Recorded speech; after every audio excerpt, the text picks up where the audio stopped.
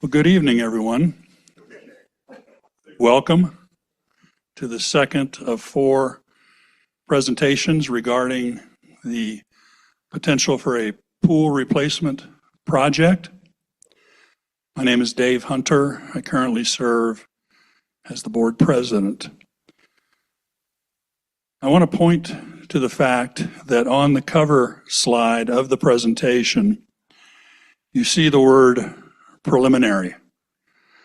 This is a preliminary member presentation.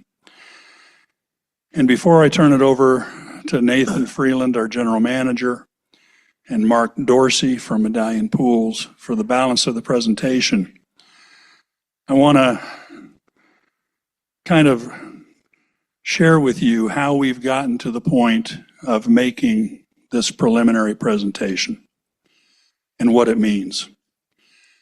Back in February of this year, in the first quarter board meeting, the board announced that we were going to engage a pool design company to undertake a design for the potential replacement of the existing Conisty Falls pool.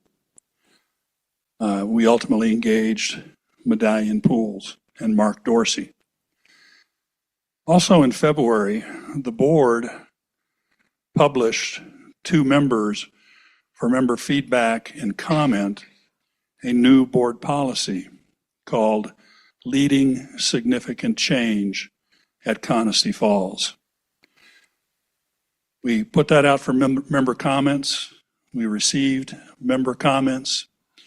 We, where appropriate, integrated those comments into the final board policy, which was approved by the board at the May board meeting.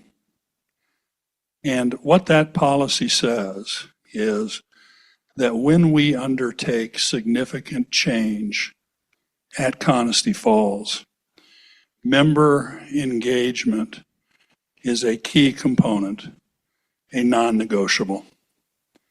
We have got to make the effort, take the steps to solicit member feedback and input as we consider change or major projects at Conisty Falls.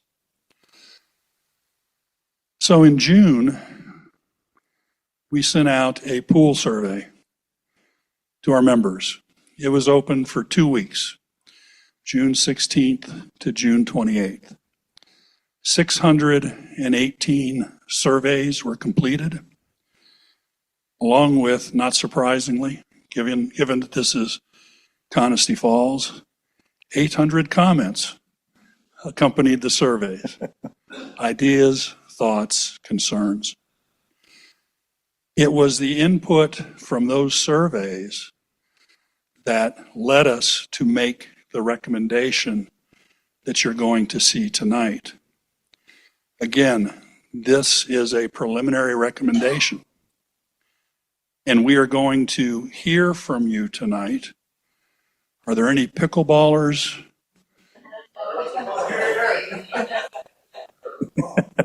Never ask a question you don't already know the answer to. We know there's a group of pickleballers here tonight. In the first meeting that was held on Monday, we got significant feedback on a number of issues. Let me just refer to a couple of those real quickly.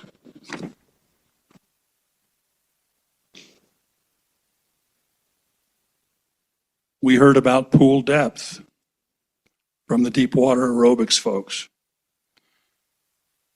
We heard about encroachment on the pickleball courts, concerns about perhaps flooding the courts or loss of direct sunlight. We heard comments about lap lanes, that if we're going to propose an exercise, activity, and wellness pool, it needs to be 75 feet in length. We heard about competing priorities for funds. There's an opportunity cost associated with doing this project. If we do this project based upon the member vote, there's not likely to be funds available for an additional capital project going out a number of years. Although we do have those projections, right, Keith Butler, Finance Committee Chair? So we heard that in the first night, along with some other things. The spa, lengthening the season.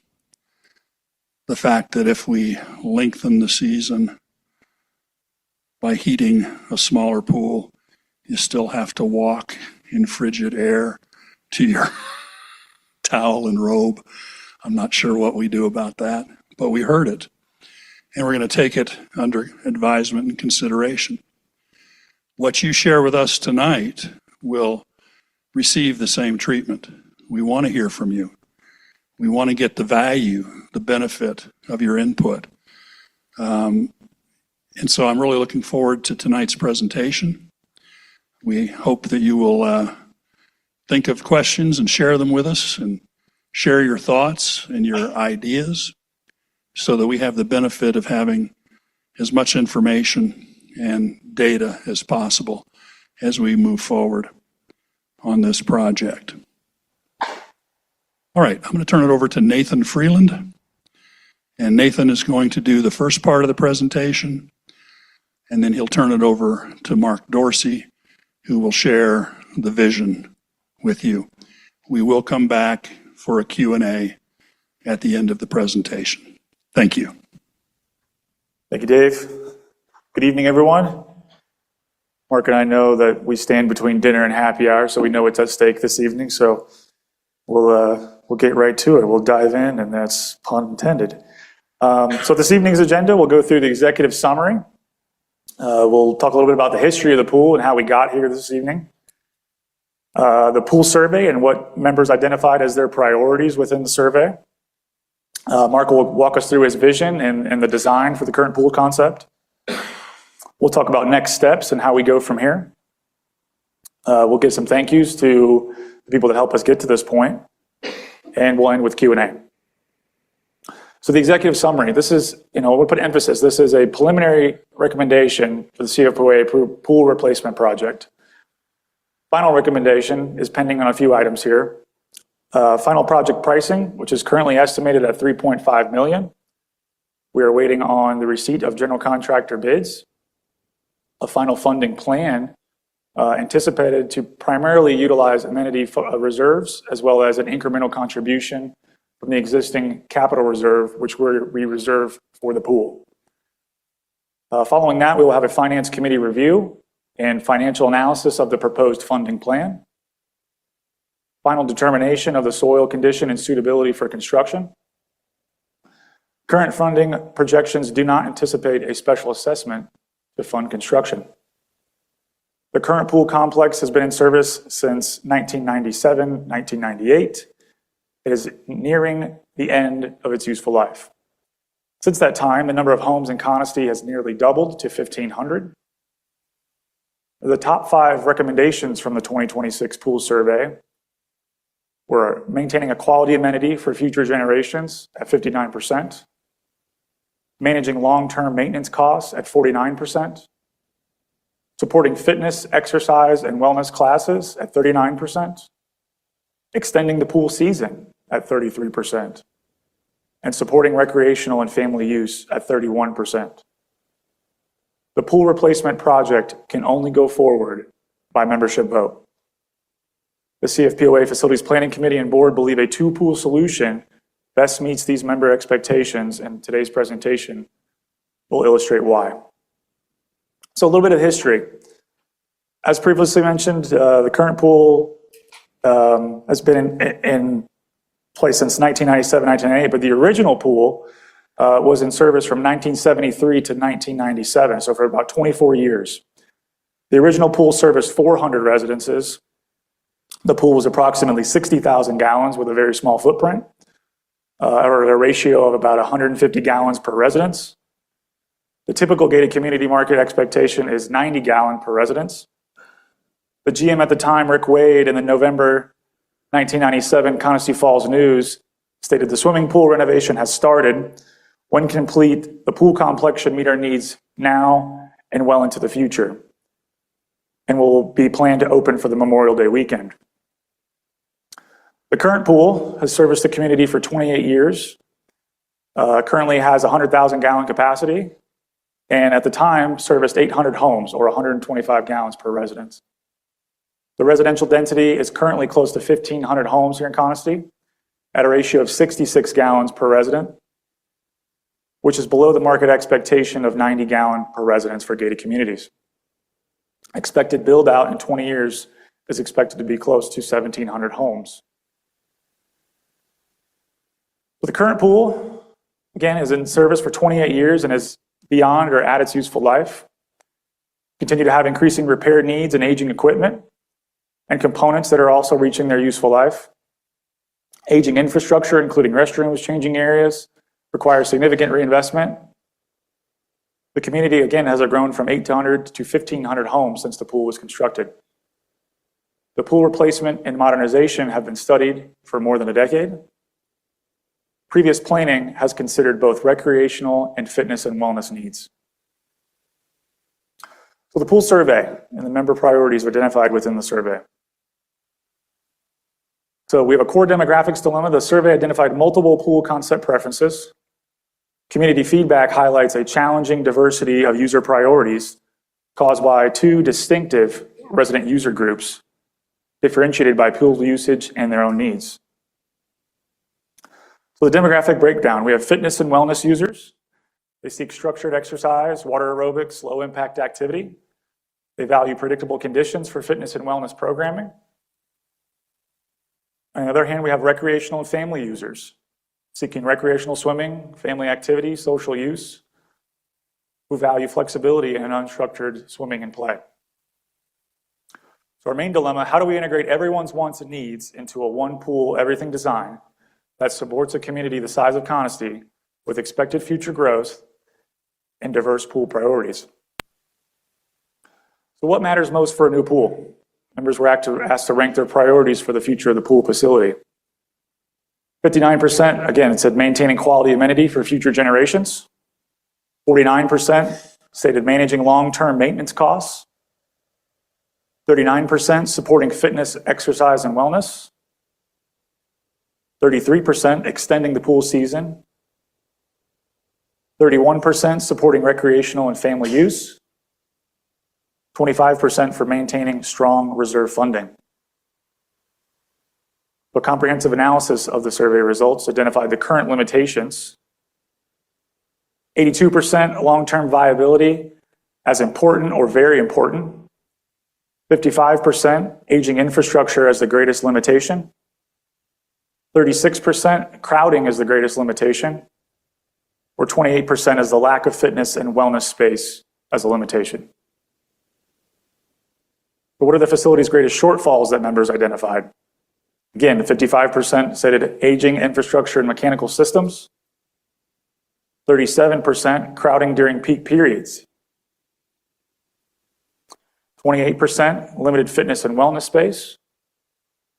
24% limited deck or seating space. 22% short seasonal operating window. 19% lack of accessibility features, 16% no significant limitations whatsoever. So the operational impacts that we face today. Scheduling friction. For many years, our staff has faced constant pressure to divide the limited hours between these different user groups. We have open swim and recreational users. We have lap lane swimmers, aerobics class participants, walk exercisers, and ambulatory users. The member dissatisfaction. All demographic groups report their core expectations are compromised, affecting demand and enjoyment. Many have stopped coming to avoid conflicts or due to the lack of adequate lounging space. Safety risks. High intensity recreational swimming overlaps with therapeutic users. Lap lane dividers are either ignored or compromised, caused by the water to be turbulent, impacting structured swimming. A conclusion, a single footprint is no longer sufficient for our growing community. With this, we'll get into the vision, and I will turn it over to Mark Dorsey from Medallion Pools.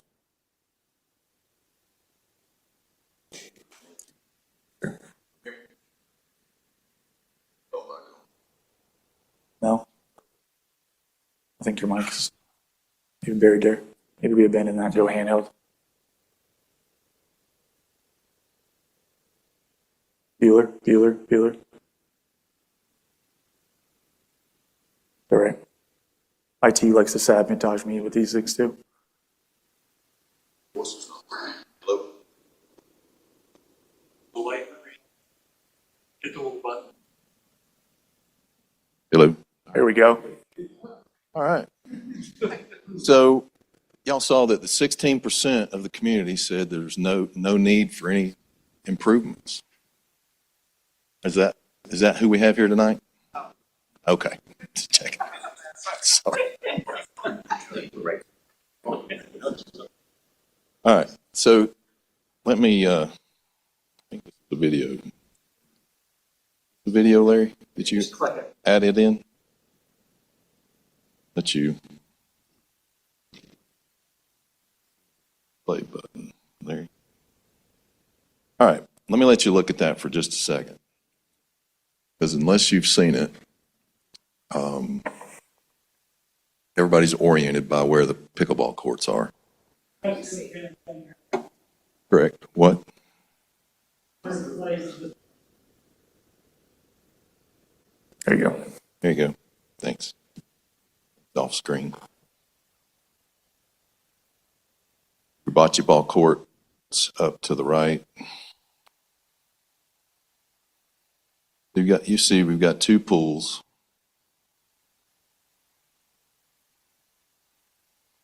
One on the right is the wellness pool. So we're going to focus on the family pool here for just a second.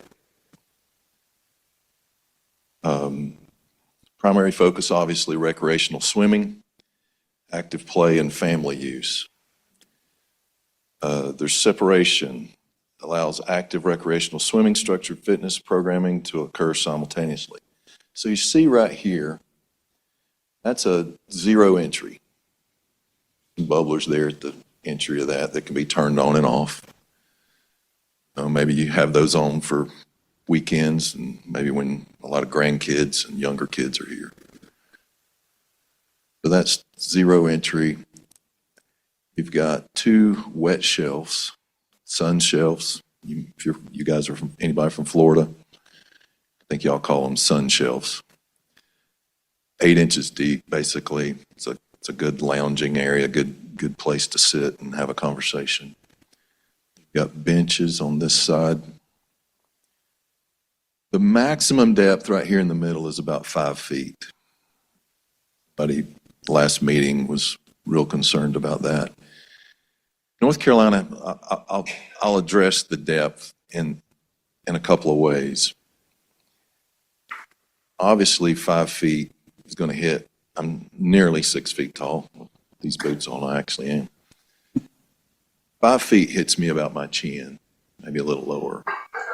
So I can stand up and I can walk in that.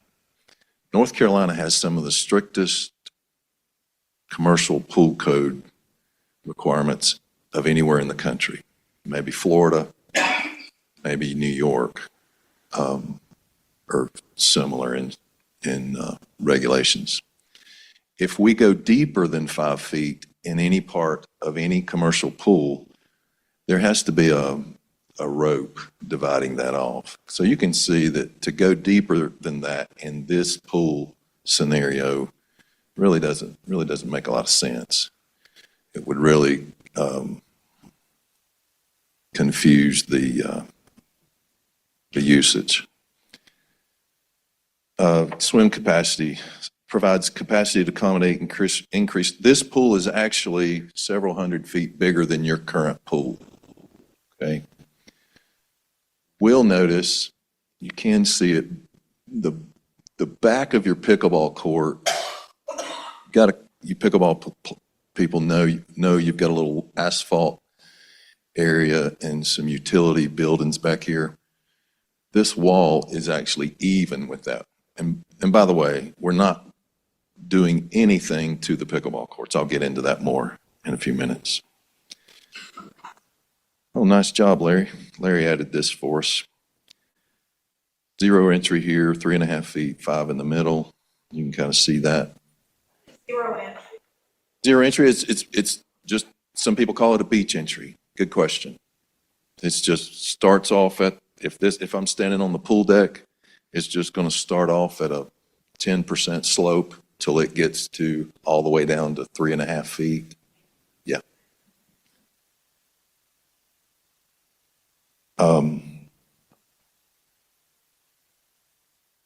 We try to do the best we can to not make an environment like this look institutional. So we can introduce some plantings, as you see here. That helps kind of define this 0 entry area. Adds some softness, adds some vertical elements to it as well. You see, we've got an open air pavilion here. You've got the restrooms, and you've also got, you notice right here, you've got a pass through and a gate to the pickleball courts. So you guys can come right through that gate and immediately get to ice machines, water fountains, and bathrooms.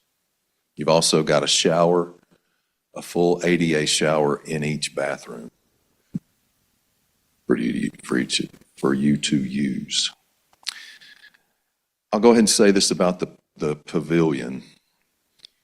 We are making provision to be able to enclose that with clear screens. You may have seen those that zip down, roll down. I think that'll be a nice feature in the fall and winter when you encounter cooler temperatures. This shaded area to the left is primarily focused on the wellness pool, which we'll get to in just a second. Here's your fitness and wellness pool. That's looking from under that shaded covered area. You've got 3 lap lanes. Currently, we've got it drawn at 70 feet long. One of your neighbors was pretty sure about, pretty insistent that 75 really does matter to you swimmers. Do we have swimmers also here? And I get that. I mean, you get used to that. If you're used to that cadence and that number of strokes before you make a turn, I think we can accommodate that. I'm not promising anything, but I think we can accommodate that.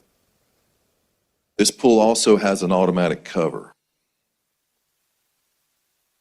When I say automatic cover, I'm going to go ahead and explain that. I know many of you know what I mean.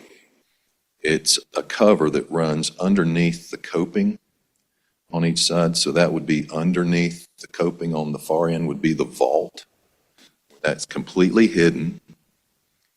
Then at a press of a button, the turn of a key, the entry of a code, that opens or closes. The benefit to that is it gives you year-round usage at very, very low operating cost. To operate a pool in this climate year-round, you really need to have an automatic cover. On our residential side of construction, we do a lot of automatic covers. We do automatic covers on vanishing edge pools, all kinds of pools. Because we actually, and I tell people this and it's true, we live in a climate where you actually get the most benefit out of an automatic cover. We have cool nights, we have cool summer nights even sometimes, as you all know. It's probably one of the big reasons you're all here and want to live in this area. So the automatic cover is a big deal for your therapeutic, for your exercise, for your classes. And you can run those into the cooler months or even year round, whatever you choose to do. Of the cover? If you give me your email, I'll send you a picture. Or if you go on my website, you can see me walking on a cover on a YouTube video for HGTV. MedallionPool.com. It's on the far end over here. And when it's open, the bar will actually come underneath the cover, and it'll be almost invisible when the cover's open. You'll be pleased with it. That's that. Let's hold your questions to the end, unless it's something quick that I need to clarify to explain. I don't mind you speaking up at all. I kind of enjoy it, actually. All right. The depth of this pool, we're looking at 6 to 6.5 feet for you deep water aerobics people. We're kind of tossing this ramp. The ADA, we're required to have an ADA access to the pool. You can do that in 3 or 4 different ways. The ramp is one. Everybody's seen those chair lifts that kind of lower you down into the water. That's a means. There's some other things that probably don't apply to this pool, but yeah. There's going to be some questions about that wellness pool. Hope I covered everything. Here's a nice view of the front. You can see that one thing that I noticed when Nathan and I first met out here was the need for separation from the pickleball court to the pool space, the poolscape, the pool environment. There was a few of you guys over there playing, and I mean, we were having a hard time having a conversation. Just the noise, the dinking, and I play pickleball, by the way. I'm sure I'm probably a 1.5 or something, but probably some 4s and 5s in this room. But we're improving your entrance as well visually, and I think functionally to the entrance to your pickleball court. You've got some shade here. Got hopefully some improvements to the drainage in that area. We're going to add on to this wall that separates these front 2 courts, add some landscaping. And I will go ahead and say that you notice the shape of the roof, the slope of the roof of the bathroom structure right here. It's angled, shedding toward the court. So if you hit a ball up there, it's going to roll right back to you. We're going to put obviously we're going to put gutter guards over the gutters so it doesn't trap your ball. There's going to be also padding on the back of that building. The back of that building, I know this has come up. The next slide, I think there's a better view of that. Yeah. There you go. Larry added some of my renderings to the presentation. I haven't seen it yet. Yeah, nice job, Larry. Y'all need to thank Larry. Larry has worked countless hours with me, with Nathan as well. It's just been a joy to work with. So y'all notice the steps. I didn't say this. I'm going to jump back just a little bit for a second. You notice the steps coming out of the pavilion? Obviously, that's not. This is your handicap access through this gate right here to the pool environment. So there will be your courts currently drain toward the pool deck, right? I don't know if you knew that or not. So this building, there'll be a large trench drain, more than capable of carrying that water off your court and not ponding on your court. So where your current fence is, just imagine at that point there'll be a graded, smooth graded covered trench drain, and then you've got the padding in the back of the building. Does that make sense? You're not losing it. You're actually probably going to gain about 1 foot right there. All right. And there's your pavilion. That's a good shot of your pavilion. You've got a handicap ramp right here, and a nice little covered seating area for for, for your classes and your exercising.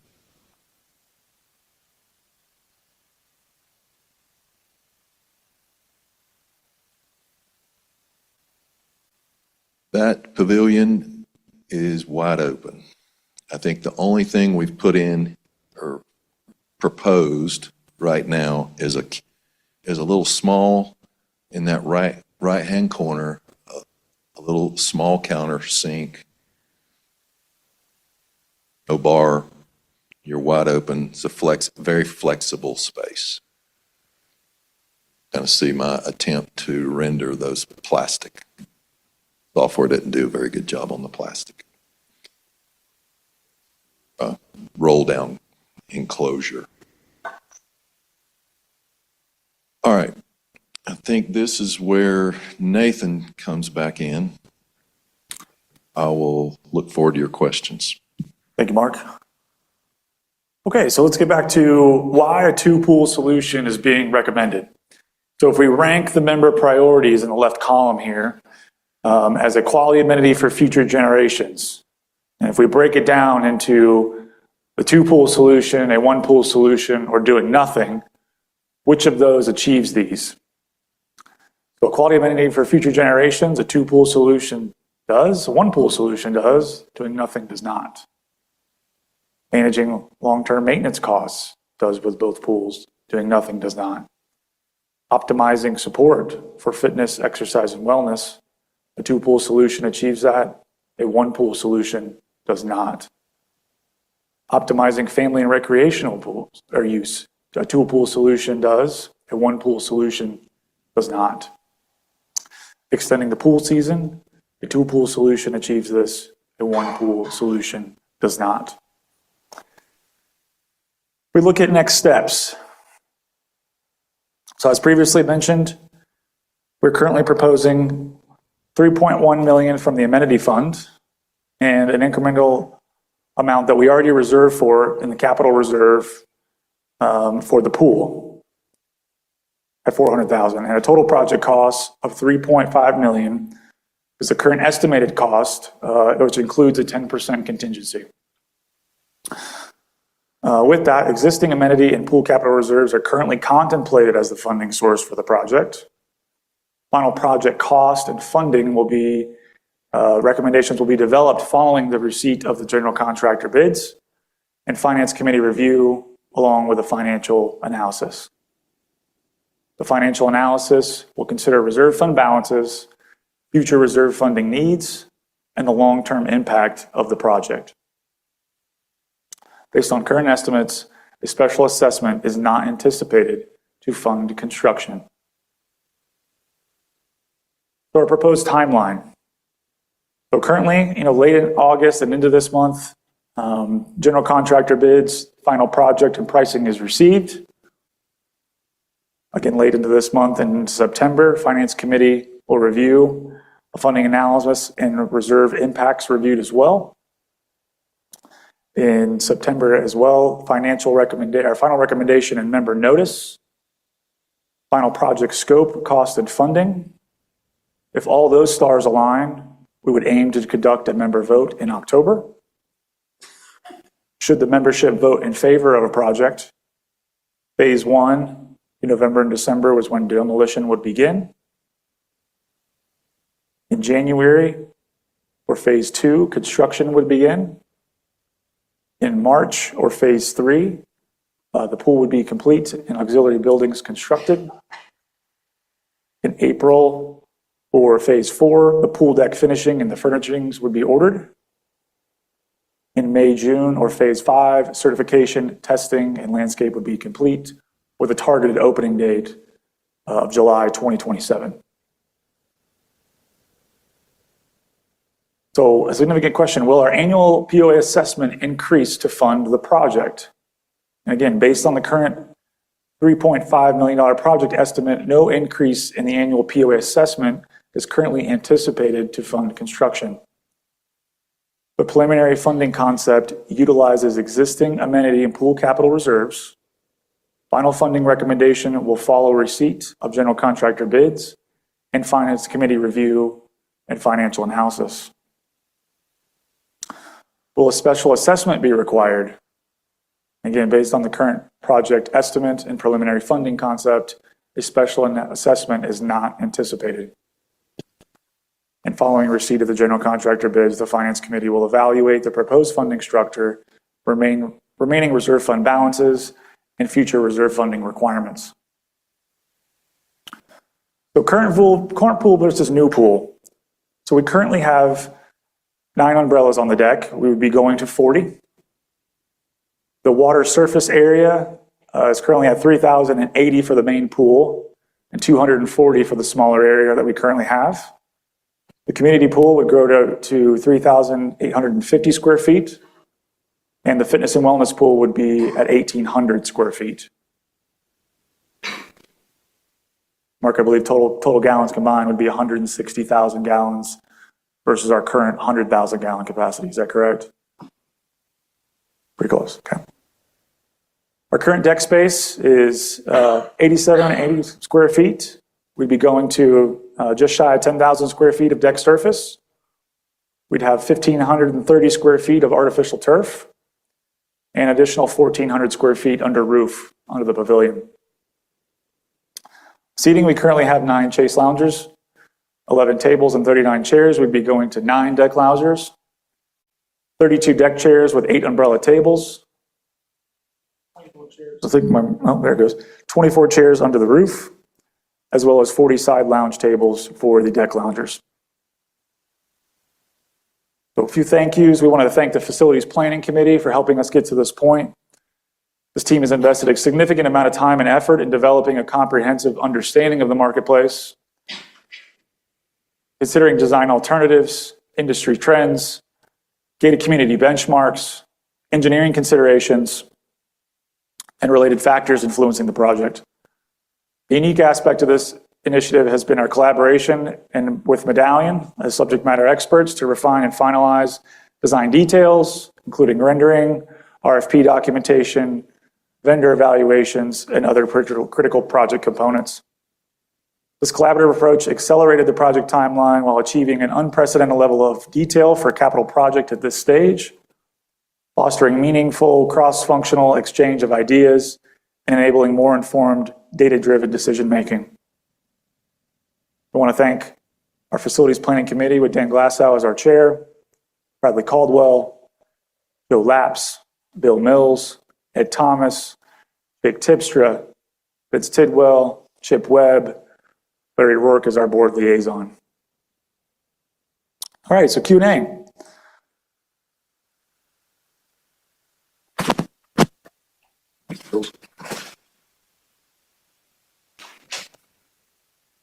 One second real quick. Okay, we're now at the point where we're going to entertain questions and answers. The usual rules that we use in the board meetings will apply. Please state your name for the record. Ask your question or make your comment. There is a 3-minute time limit so that everyone gets a chance. Once everyone has had a chance and we've cycled through those that are interested in asking a question, you are more than welcome to return to the microphone for a follow-up. Please don't interrupt other speakers, and there will be a detailed list of questions and answers for all the sessions that will be distributed. The questions tonight, just like the questions and comments of Monday, are being compiled by our very capable board secretary, Marty Hodgkins.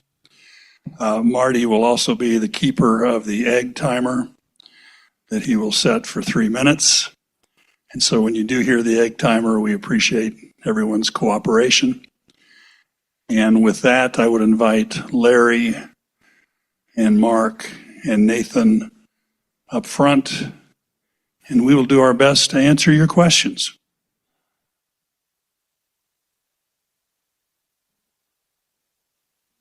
Yes, ma'am. I'm Leanne Ely. I am the president of the Pickleball Club, and I represent all the members that are here. Would you please stand up, please? We will be out in force. Saying. Welcome. We're Thank glad you. you're here. We're glad to be here. Dan Glasgow, who you just remarked about just a minute ago, sent me this email this morning. He said, "Hi, Leanne. Currently, we are planning on fencing off the 2 courts closest to the pool to act as a staging area for construction," which goes directly against what you just said. "It would be probably from November through June, give or take.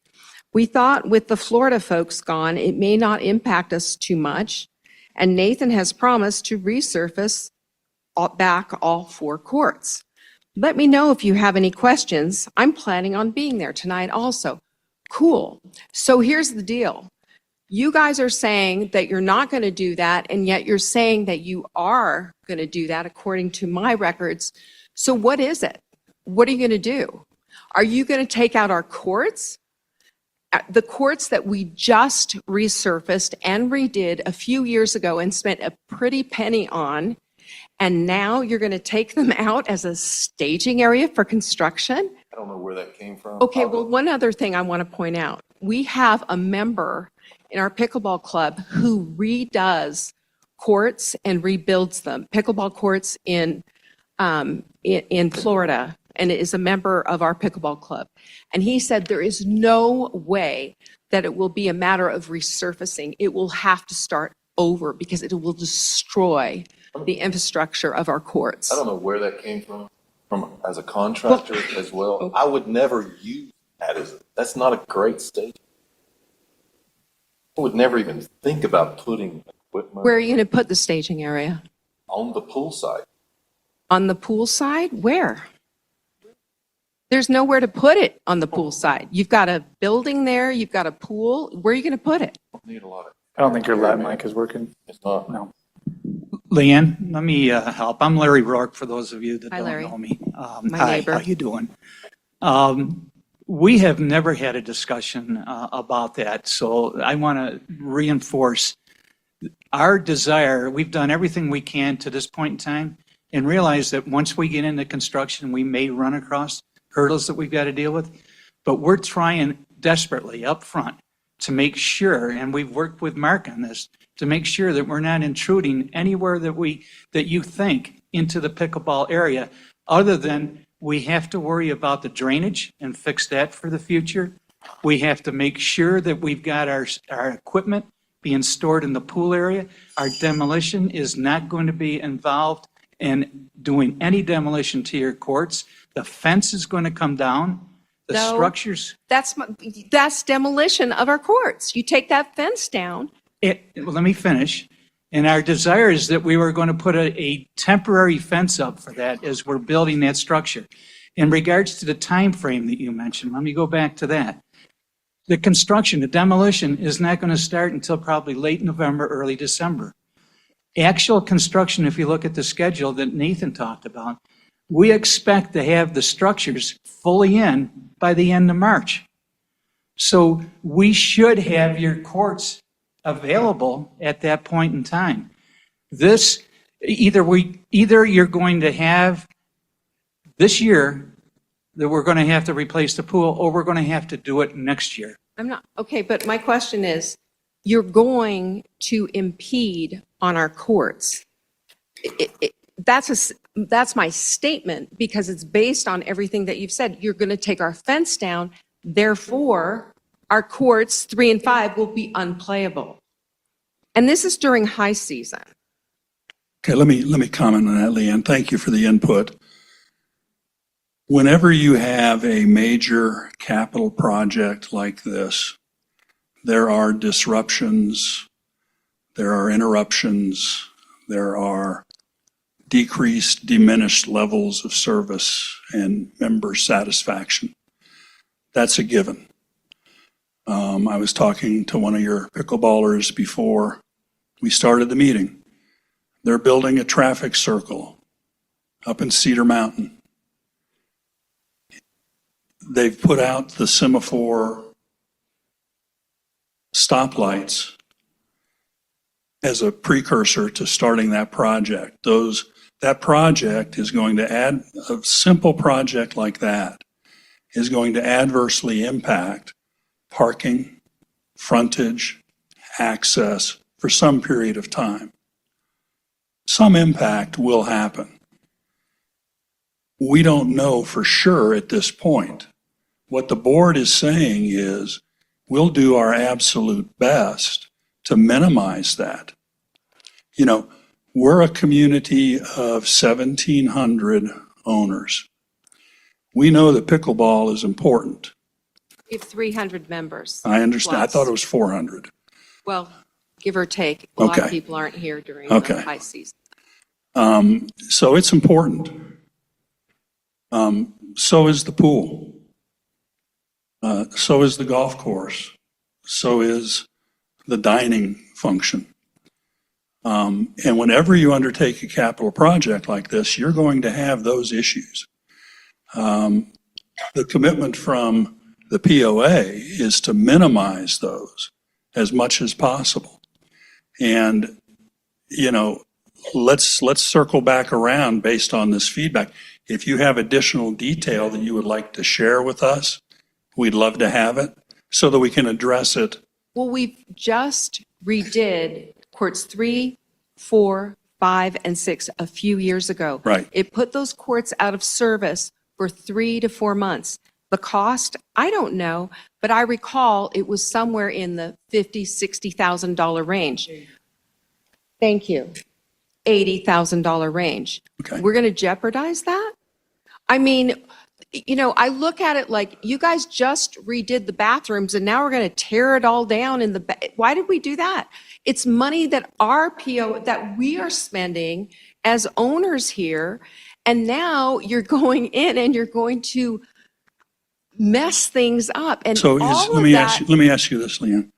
Is your solution to do nothing my with the pool? solution, no. My solution is this. My solution is you leave the pickleball courts alone.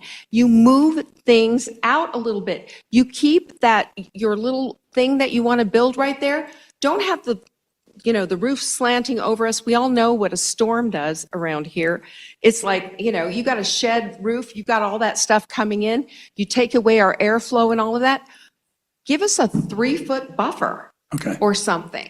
And then build your drain and what have you, but keep it off of the courts. Right now, it's going to slam right onto the courts. I looked at the renderings. We're all looking at that. We're saying there's no airflow. Okay. We need to protect those courts. That's why I'm here. Okay. I don't want to see them messed up. Leanne, the board is not in opposition to what you're saying. Okay? We hear you. Exactly. What was that? Everybody's saying you're not? No, but we're you not. are. You're saying you're going to take down the fence. That's going to mess up our courts. We will take your input. Keep the pool construction in the pool construction area and leave the damn pickleball courts alone. And what I have That's said, what I'm Leanne, saying. is we're going to do our best to minimize the impact to the pickleball community. Thank you. I'm done.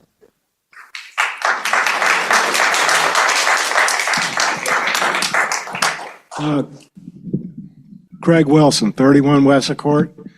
I've been here about 12 years. I was the volunteer designer of the pickleball court expansion that was done 6-7 years ago. We didn't hire an architect, we didn't hire an engineer, didn't hire a surveyor.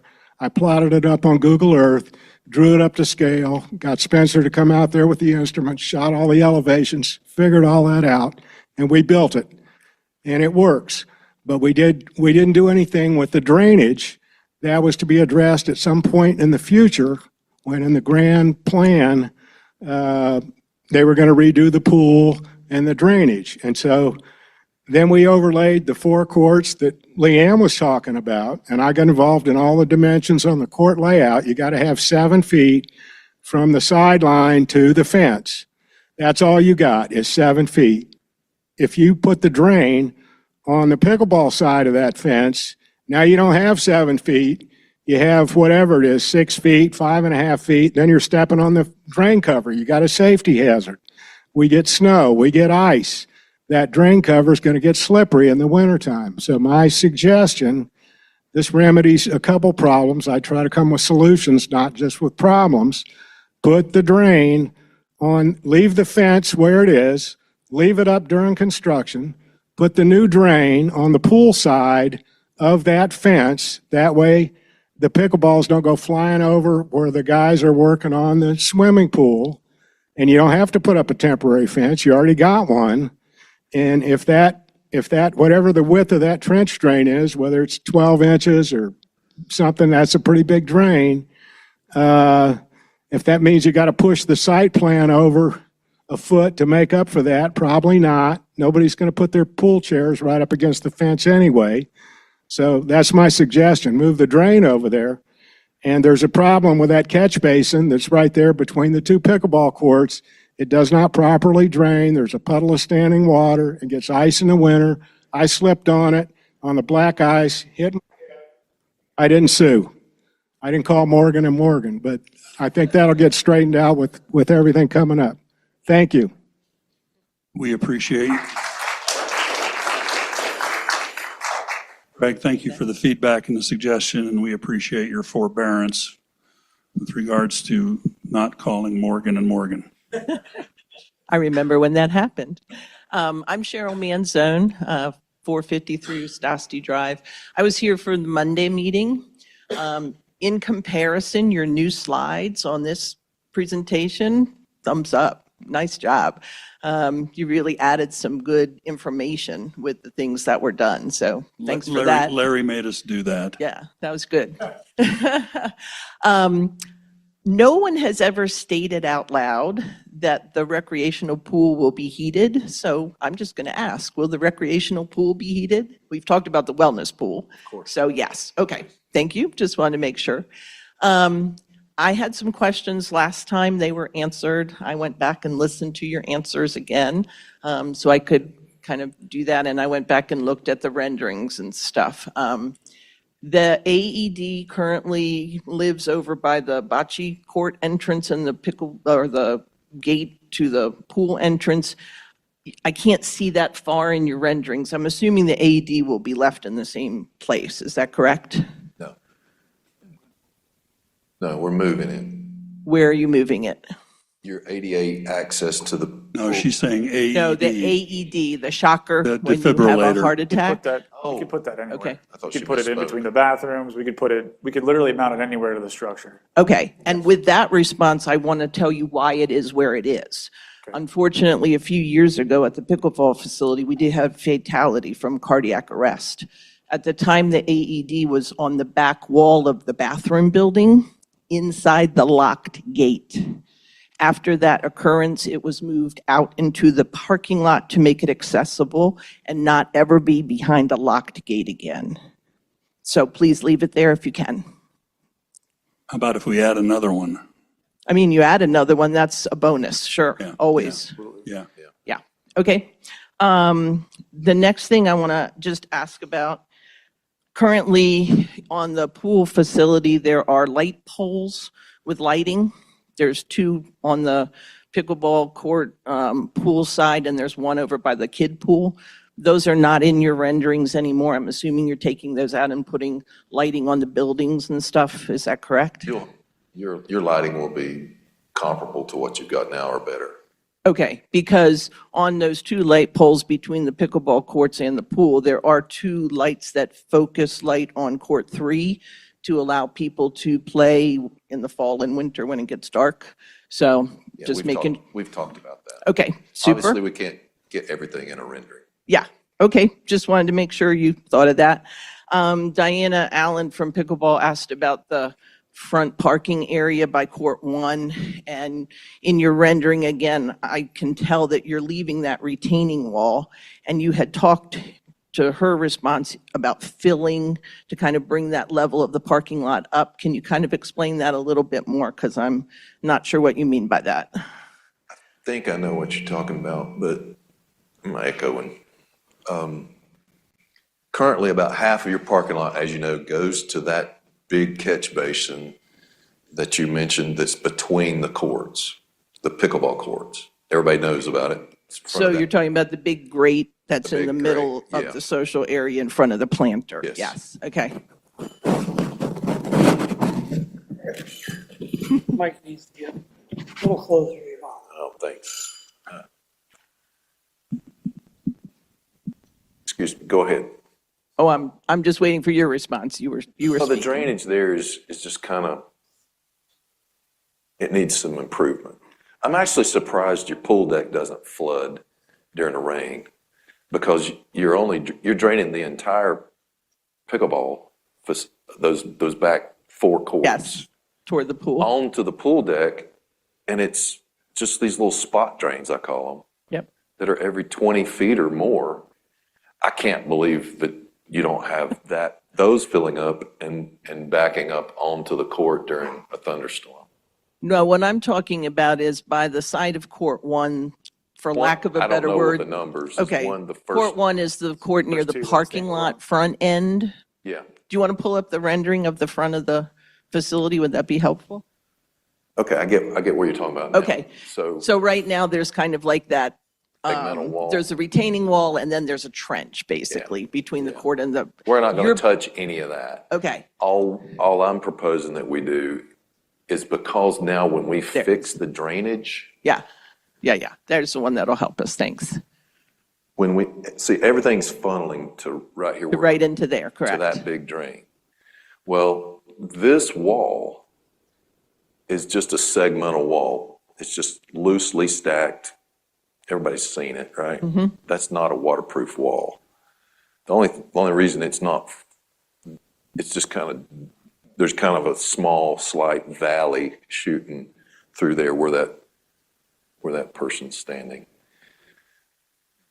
I want to add the landscaping to soften this. I want to bring that wall up a little bit more. We'll probably just take that wall out and pour a proper wall that's waterproof so that you don't get any migration of soil moisture onto this, Onto Court 1. onto this area behind the wall. That would be great Yeah. if you improved the wall. Don't take the wall away. No, I'm going to raise it up. Yeah. I'm proposing Okay. to I raise it understand up a what you're little saying. bit Thank you. and make it waterproof, make it an actual retaining wall. My only suggestion, leaving the wall, that landscaping that's in this rendering along the side of Court 1, please don't put that in. What you're doing is you're putting in, that's going to cause shadowing on our court, which will interfere with play. And based on those arborvitae or whatever those trees are, the possibility that roots will grow down under and compromise our court surface. So I would leave that landscaping completely off, personally. Thank you. Thank you.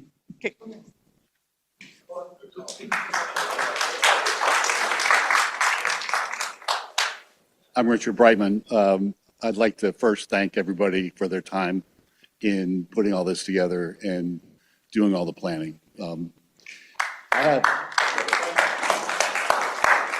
a couple of questions. I'll just state the questions, then I'll have a seat and listen to responses.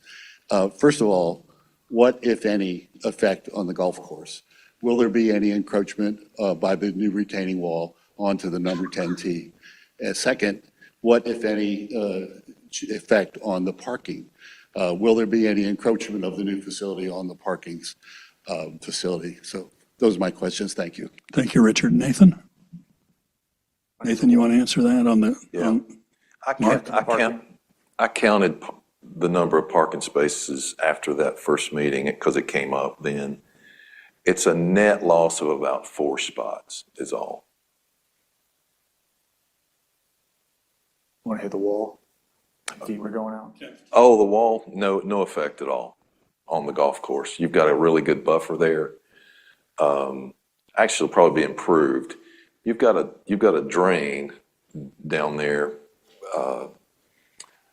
a catch basin that when we looked at it, when was that, Monday, it was covered over with leaves. So if you had had a big rain, anything coming from this area, the pickleball court, everything drains that way. If you had a big rain, you've got a river across your course. So I think when we get in there, clean that up, we are going to have to remove about 7 trees. We're going to try to keep a couple of big ones. This one right here in the rendering I actually put in, you've got a couple of really nice large trees that I think I'm sure we can keep. You've got a couple of really nice ones on the right side that we're going to be able to keep. But there's about 7 I counted in the middle here that are going to have to go. But the new wall will clean up a really ugly bank. If anybody's walked back there and looked over, it's riprap, there's debris, there's kind of a partial wall. There's a lot of just weeds and brush. So anyway, yeah, I would say would be an improvement to your course. Thanks, Mark. Next question. Yep, Al Pacheco. Afternoon, everybody. So a couple of just kind of high-level questions. One of them is on trade-off of 1 versus 2 pool solution. Is there something that's been published out that says, hey, I know that right now we're thinking about building a 2 pool solution to be able to, Yeah, the I think it's matrix that you looked at. If we saved, if we went to a 1 pool solution and let the aerobics people Want the know, table. hey, you're going to have to figure out how to, play nice with everybody else. And vice versa, right? Al, are you asking what would the difference be in cost? Yeah. What would the difference be in cost? And then in the future, if people really, really wanted it, might it be able to add it later, Got it. make accommodations for it, versus we have to do it now, and then later we said, hey, we really wanted a 2 pool solution. Let's rip it all out again and do it again. Got it. Well, I think your survey answered your question. If you go back to the survey, you really had two primary groups that were expressing need for fun and activity, and you had another large percentage of the community that wanted fitness and wellness.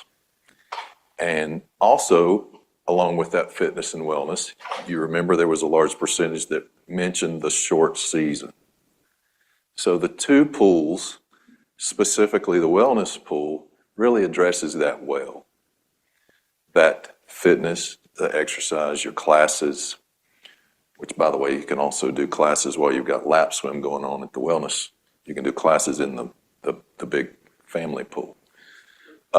Your year-round usage. We can't cover a big pool. An automatic cover doesn't work. We're actually within 5 feet of the maximum at the 75-foot length. 80 feet is about the maximum for an automatic cover. From a cost standpoint, 2 pools.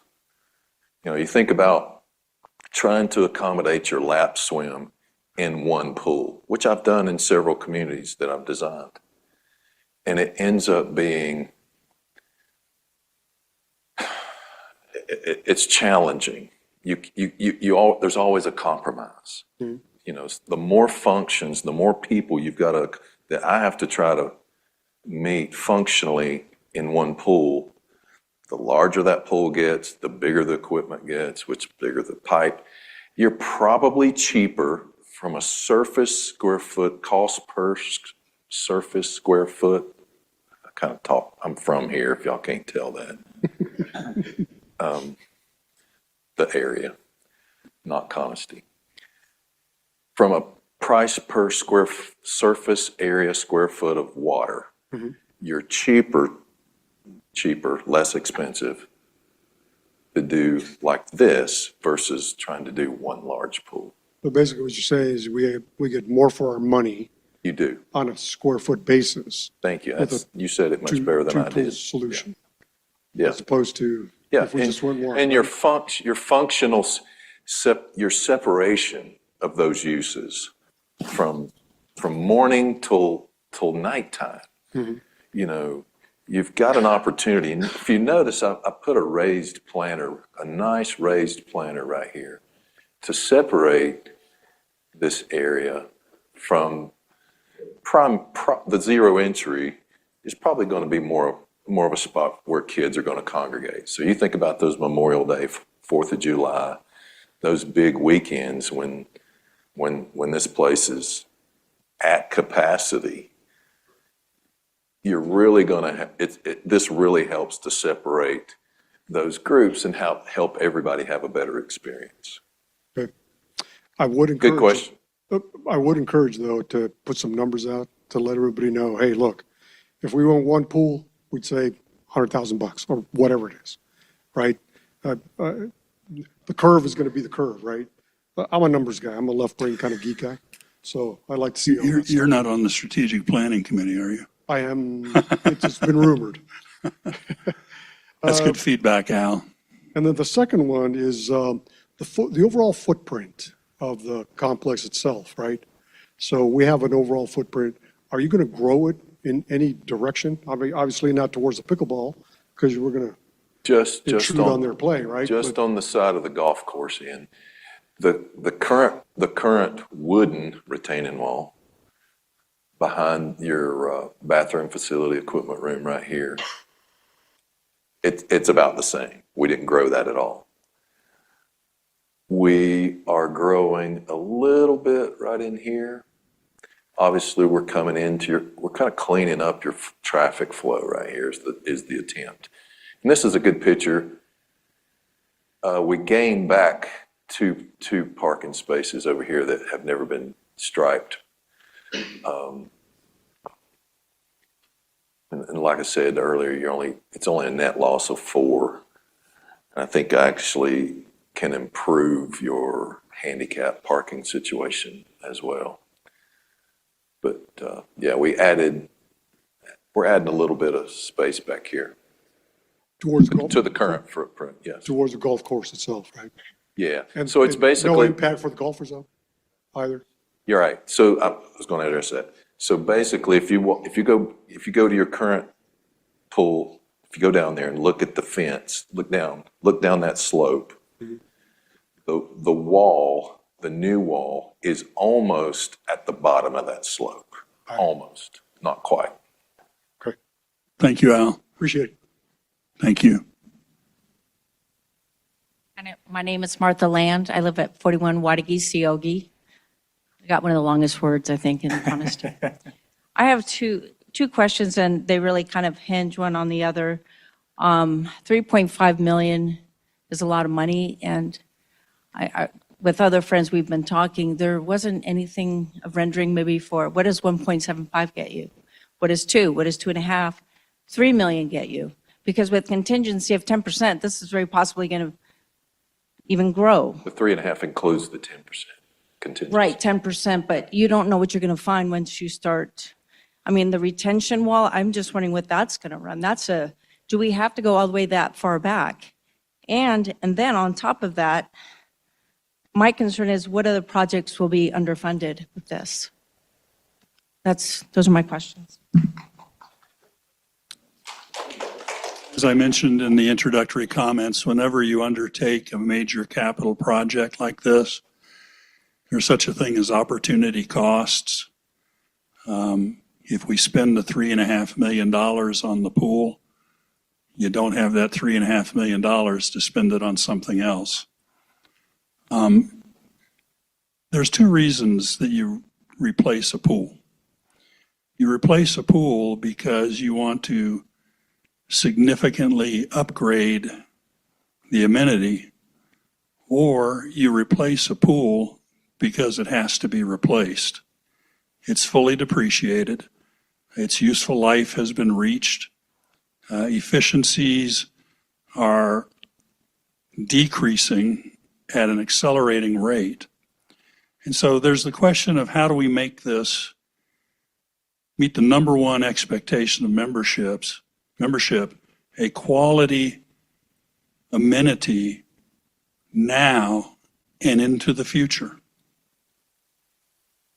You know, we could look at just tearing out the existing pool and building on the same footprint and not address any of the other issues that came forth pretty markedly in the survey. That would not be consistent with building a quality amenity for now and generations to come.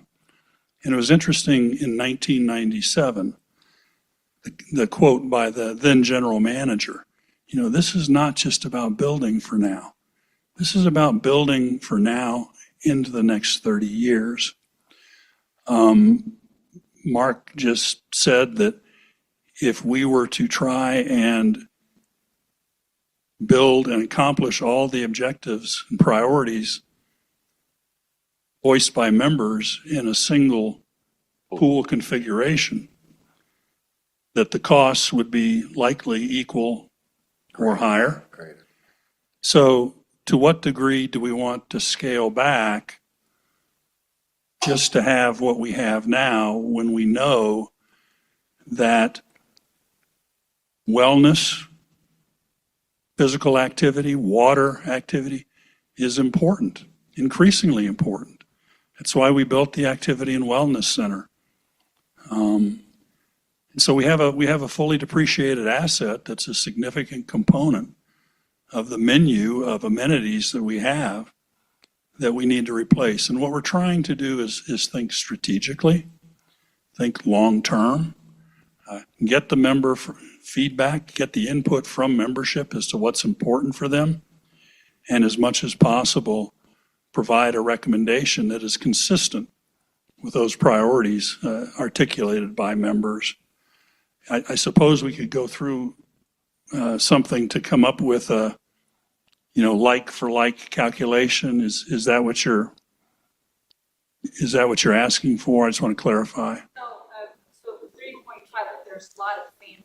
I'm even thinking, why just remove that whole area that's sitting on the pickleball court? And yeah, I was wondering, what is the cost to build that retention that's actually going to hold 10 or whatever that So you're things, I'm saying, there's no other rendering that's, I'm not saying let's not do. It's itemized. I'm saying, There's nothing all this itemized. fancy stuff. And when you're taking parking spaces away, when you're saying it's actually growing, that doesn't make sense to me. right. There is going to be impact. We added 20-some parking spaces right across the street. It's called the overflow park. That's why it was added. And we also added the lower parking lot, 45 parking spaces. So we've got your comment. I think we understand it. Let's take a look at that and see what we come up with and if we can address that. Yes, ma'am. Hi, my name is Zoe Forehand. I'd like to thank y'all for taking our feedback and considering. I have several probably short questions and then one comment. Will there be bathrooms to use during this construction for people at the pickleball courts since they're going to be torn down? It's a good question. Yeah, that's a necessary item. Yeah, it's good. We'll have to address that, yeah. Okay, and along with that, how many bathrooms will be the total count? Because right now, if someone is taking a shower and you're obviously not going to have someone go to the bathroom in there, so it renders that space unusable. Will that be taken into consideration? Will there's actually more bathrooms and Tell us- separate showers? Tell us what you need, we'll get them.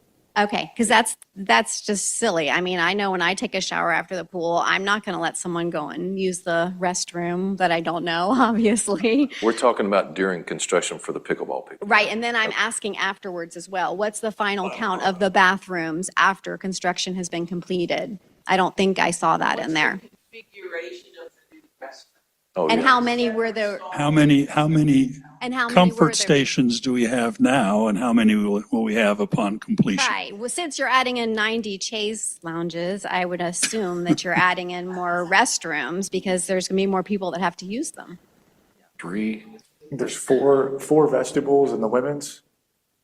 And I believe there's I can't 2 remember. vestibules. and It's 3 more than you urinals in the have men's. now. It's Okay. probably one more than you have now. Well, that might not be Each. enough, really. It's per code. Okay. It meets code. There's a code based on the amount of water space, deck space. But what about taking into the pickleball courts and the bocce courts? Like, there's people there too. They have to use the restroom as well. And now you have to, as you guys are going to try to remedy, go through, run all the way around, go through the gate and hope no one's in there. So that's something to take into consideration is maybe to add more than less We will because, consider that. Thank you. I agree that's important. It is really important. And then one of the other things is, will the pools be saltwater, which is, No. and why would that be? Why is that not a consideration since it's so much healthier? It aligns with the environmentally conscious nature of this community. I can talk an hour. I about can that. give you an hour's lecture on why we don't use salt. There Okay. is, I'll be brief, Okay. since you brought it up. I didn't expect this. I get this question all the time, so. Well, we just converted our pool to salt in Florida, and it's so much less expensive to operate. It's so much healthier for you. And I Okay. just thought it would be great to do it here since colleges are going in that direction. And Who? colleges and big communities are starting to go to more salt pools. No, you're mistaken. Salt is going away. Okay. About 50% of the country's builders, like me, do not use salt at all. There's actually only one benefit, and there's a whole lot of negatives to salt. There's only one benefit. No, not cost, not health. The reason you think it's healthier is because, and I say this as gently as I can. I get animated when I talk about salt. The only benefit is soft water. If salt was not a natural water softener, you would have never heard of a salt cell. Okay? That's the only benefit. We can give you soft, healthy feeling water. It's not healthier. It's actually more harmful. What we're doing, I'm going to leave that to that. If anybody wants to really get into the salt conversation Mark. with me afterwards, I will gladly talk to you. In your presentation on Monday, you mentioned the difference in the chlorine. I was going there. So what we're doing, one of the biggest innovations, and this is healthier, are when you're talking about the sanitation side of pool water, is ozone and UV treatment. So the units that we're using now, they're combo. They're UV and ozone, so you get the benefits of both. The advantage of ozone is that it kills quicker and it kills more. The kill time is much faster than chlorine, and it kills a broader range of viruses and bacteria. Ozone also only lasts 6 seconds in the water, and then it's gone. It does your oxidizing. If you have a pool in Florida, you know that you're shocking your pool by turning up your salt cell, right? Yes, we don't have to do it very often, which has been so nice. You're putting it on 100% to create a lot of chlorine. Well, what you're doing, if it's indoor specifically, and I addressed this the other meeting, an indoor pool that's using salt. These colleges, trust me, they are not. I do work on college pools. They're not using salt. They're going away from salt, and they're going to ozone. I'm on the board for the new rules that we're trying to revise, the North Carolina rules, public swimming pool rules. I'm pushing for requiring ozone, especially on indoor pools, because those gases that come out of the water when you oxidize, that's basically where that word comes from. You're superchlorinating, oxidizing, you're burning off that smell. That's stuff that needs to be oxidized. Those gases are extremely harmful. We don't even know what kind of health damage it's doing. Every college swimmer that swims indoors in a pool that superchlorinates with chlorine, that oxidizes with chlorine, has asthmatic problems. Talk to them. They all do. It's because they're breathing those chlorine gases that hover, they're heavy, they stay on the top of the water. In an indoor pool, they're not blown off like they are in an outdoor pool. Well, thank you for addressing that and for letting us know. If you want to talk how more. No, as long as it's not just regular chlorine and it could be the most innovative, as you're saying. That's great. The ozone actually reduces your chlorine. The ozones and UV system reduces the amount of chlorine, which goes to your operating costs, by up to 90%. I'm going to tell you that it's 70%, and I'm being Thank really conservative. And I just have one more quick comment. When the depth of the pool for the community pool, I saw a lot of the areas 3.5 feet Yeah, deep, sloping. which even though children aren't supposed to run and jump in the pool, they do. And that seems pretty shallow. Is there a way it can be a little bit deeper? Because I just don't want to create a liability for people. That seems more like a wading pool The rather code, than the like a code swimming actually pool. has a limit, a minimum and a maximum that I can put at the end of the shallow end. Okay. Well, I thank you can't so go much. much further. All right. I appreciate you. Thank you. Hi, I'm Diane Garvey, and I'm a daily pool user. I All love the right. fitness classes, lap swimming, and floating around on my noodles. So just a couple things that in a random order. On the recreational pool, those planters, and they do soften the look, but I'm just seeing with our wind and storms, debris in the pool. So that's one thing. And maintaining the plant. So that's one thing I think we should really think about.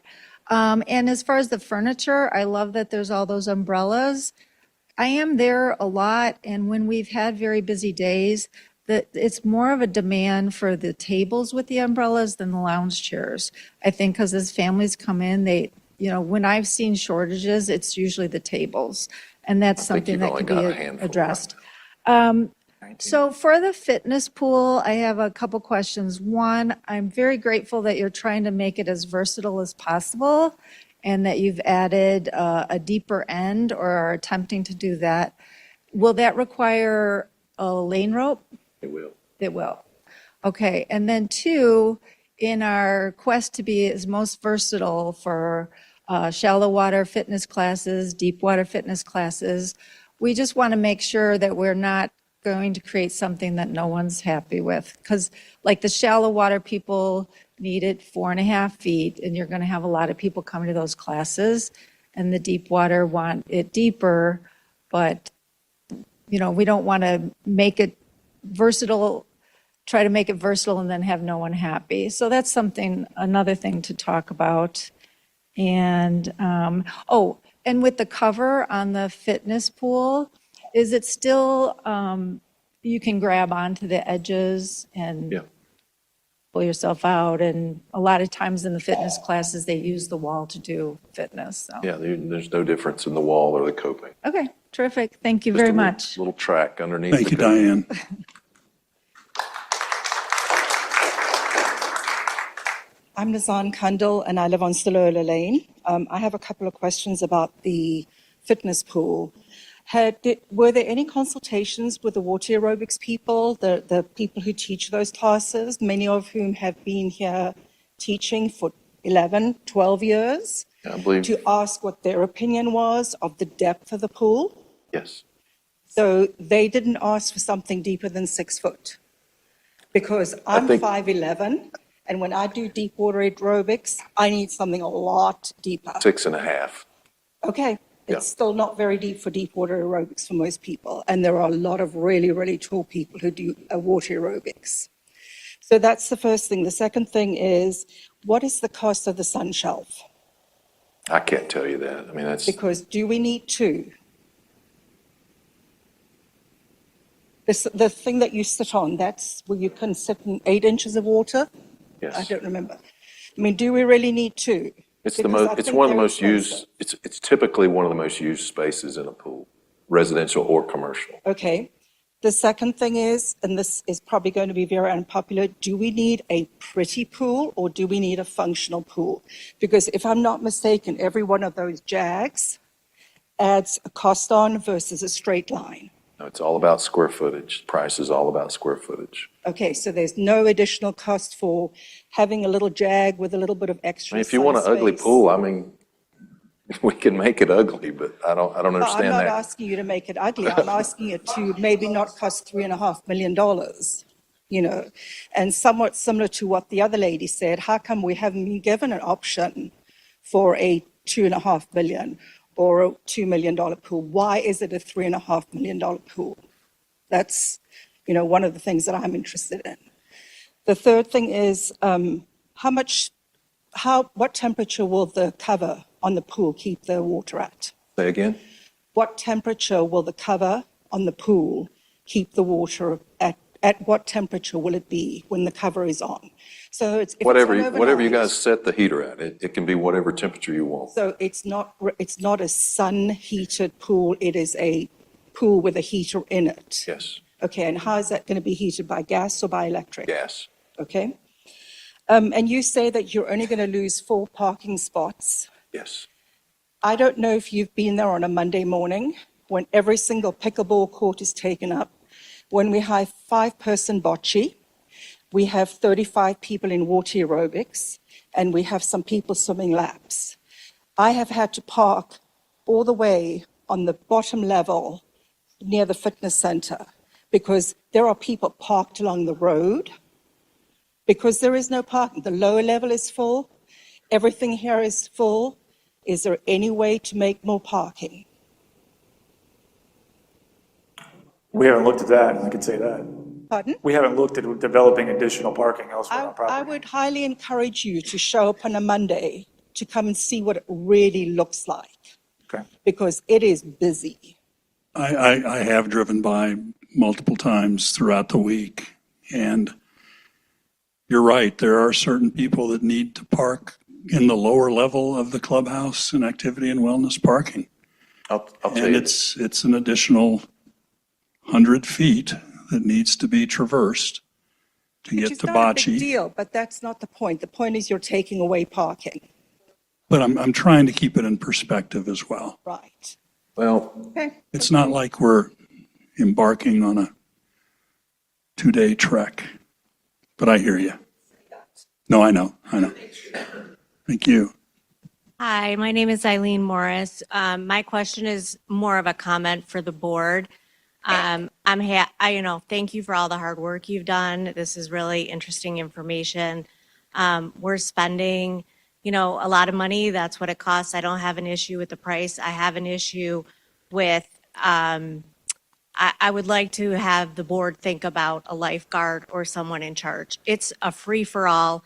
I have stopped going because I get hit in the head with footballs. I get hit with noodles.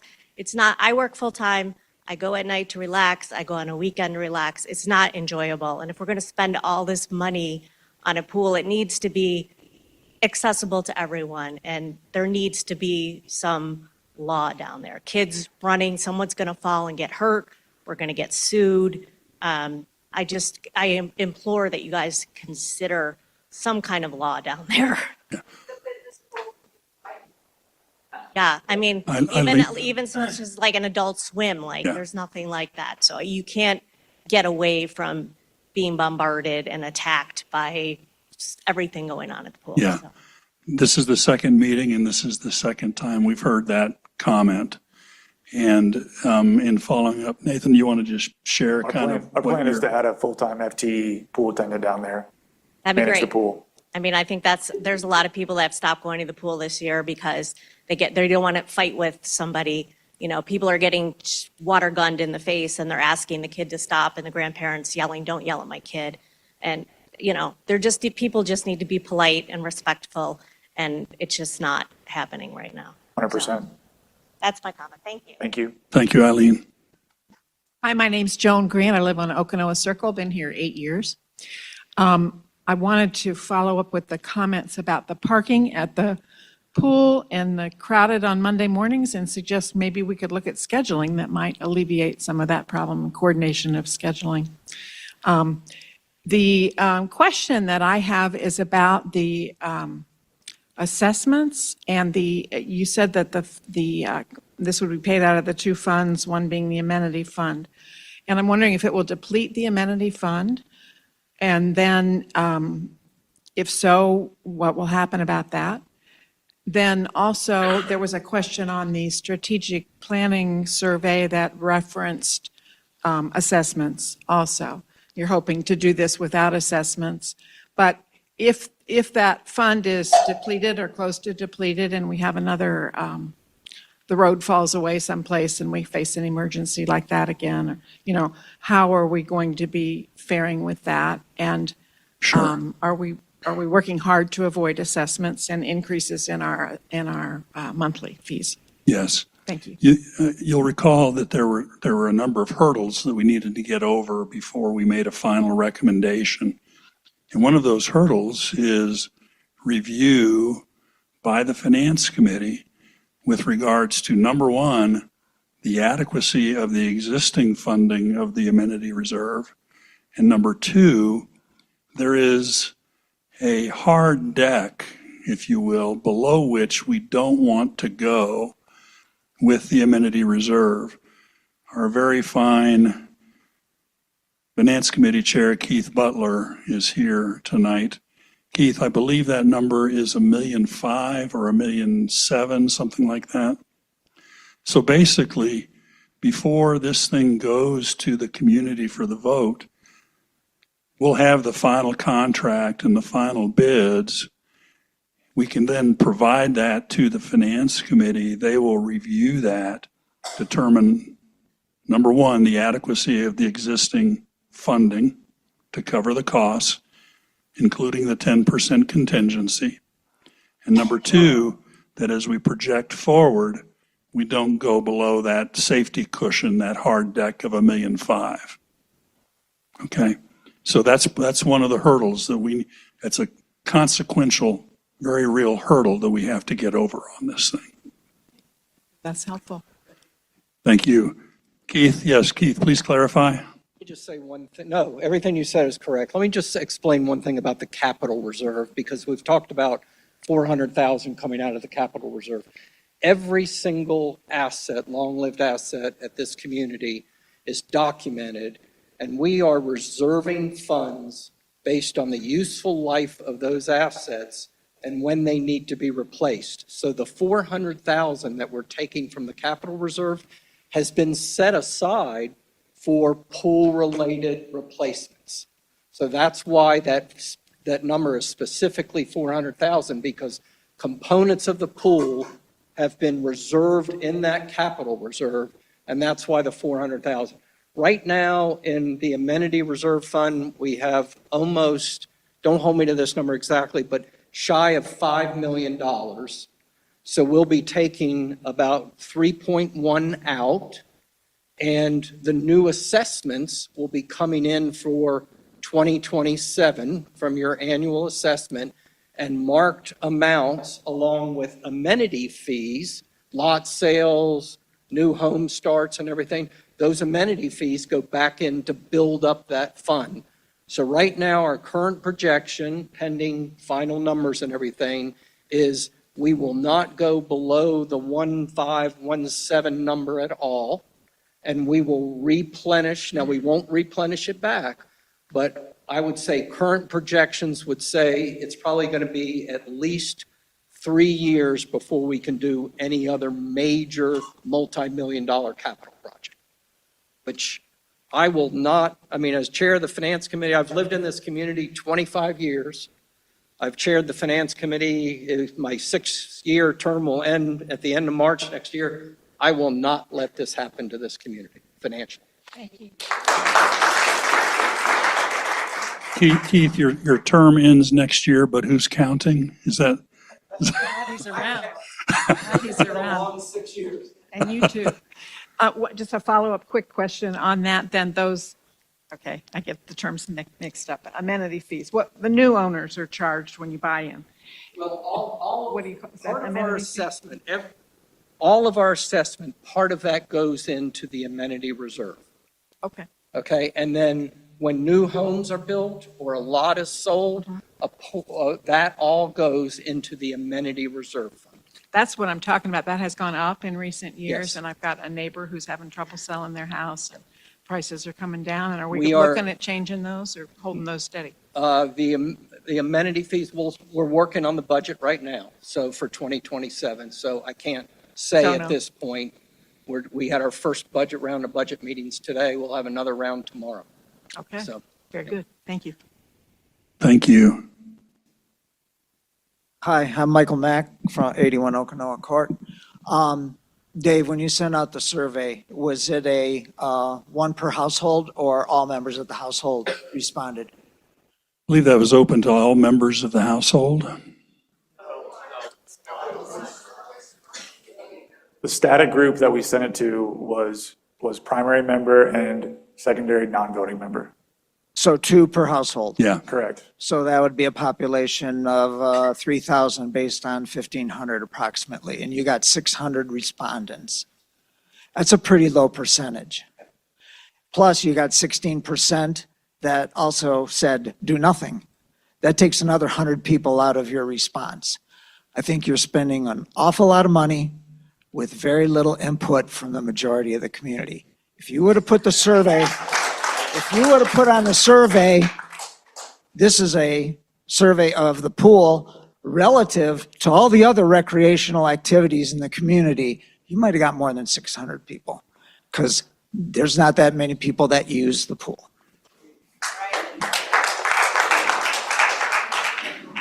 Thank you. Thank you. Hi, Dave. My name's Bear Bala. I live on Wahuhu Court, right across from the Lake Atagahi. The question is a little related to that, but I know that we're also in the process of putting together a strategic plan. You've been advertising for committee members, and it's going, and this is beautiful and well thought out, and it's just luxurious. It's awesome. But I wonder where it fits in the scheme of things here, because I've lived through the clubhouse debacle, 10 years ago, whenever it was, when it was a mess. You were here, right? And it seems like, are we shooting at this before we know where it fits in the scheme of things? I'd just like your reaction to that. This was a topic of extensive discussion within the board, between the board and the strategic planning committee, the timing of the pool survey and the timing of the sequencing of the pool replacement project. There was a number of factors that went into the final decision by the board to accelerate the pool project. First and foremost was the fact that the existing pool has been around since 1997. It has reached and exceeded its useful life. We're looking at major ongoing maintenance and upkeep and equipment repairs and repairs to fully depreciated infrastructure. So it's strategically, we didn't feel it was a question of if we replace the pool, but when and how we replace the pool. Point number one. Point number two, when we looked at pursuing the project now versus pursuing the project in a year, there were a couple of issues that really popped up. Number one, increased construction costs 12 months out, anywhere from 8 to 10%. That's $300,000 to $350,000. That's a not inconsequential sum of money. So that factored into our decision making. Thirdly was contractor contingencies. What's the status of the contractor pipeline now in terms of projects that they have in the queue? What's happening around the region? Are there other projects that are in the development stage? And what impact would that have with regards to contractor availability if we pushed it out another year? And so those were the main considerations that we considered, we looked at before making the decision. We also looked at the financial implications. In an ideal world, we would have deferred this project until the completion of the strategic plan. But there's an old adage in military planning, a good plan survives everything but contact with the enemy. You make a good plan and then you pop your head up and you look around and things have changed and you have to improvise, adapt, and make mid-course corrections and kind of sometimes do things a little bit more on the fly. And we realize that that's what we've had to do in this particular case. It was not the easy thing to do. It's the more challenging thing to do. But we felt that given our roles of leadership within the community and given the significant potential financial impacts and logistical impacts, and given the fact that it's not whether we do the pool, but when we do the pool, all of those considerations led to the ultimate decision to sequence this at this point. Does that answer your question, Bear? Okay, thank you, Bear. Hi, my name is Jim Farry. Been here 51 years. Seen a lot of changes in Constantine Falls. What is the purpose of the pavilion?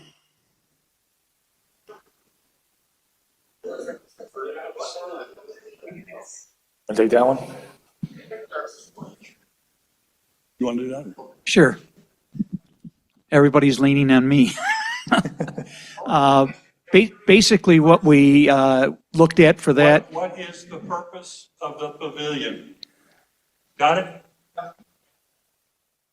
We needed to have a shade structure, and we wanted to have if you look at what we have with the old facilities that we've got supporting, we've got a ping pong table in there and some other things that we have in there. We don't want to have, obviously, another area just to have a ping pong table up there. That was to be able to sit in shade for those parents that want to be able to watch their kids and don't want to be. That's a feature I did not see in the survey. But we wanted to you might garner more support, Larry. I don't know. I will try. But having a facility where it's going to be elevated because of the terrain, where you've got 3 steps up, you got a better viewing angle of the pool. Parents can watch their kids. People that want to come down that are relatives, want to be with their family and want to be present, and they don't want to sit out in the sun, they can sit there. Those people that have got ambulatory issues, they can use that facility. It's ADA accessible. It's not to be used for anything else other than for basically residual, sitting, leisurely, shaded structure, nothing more. No bar, no food, no kitchen, nothing else. So to be clear, we have how many new umbrellas that are going in? 40. Okay, so that provides shade, right? Most people go to a pool to enjoy the sun and the water.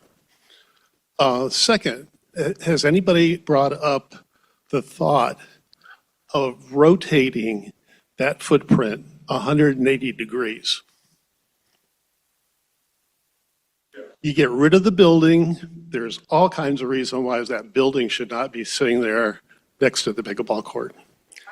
Another thing that happens is when you rotate that footprint 180 degrees, we get a lot of noise from the ladies exercising in the morning in the pool. You rotate that footprint 180 degrees, all of a sudden that noise goes away from the pickleball court. Anybody interested in that?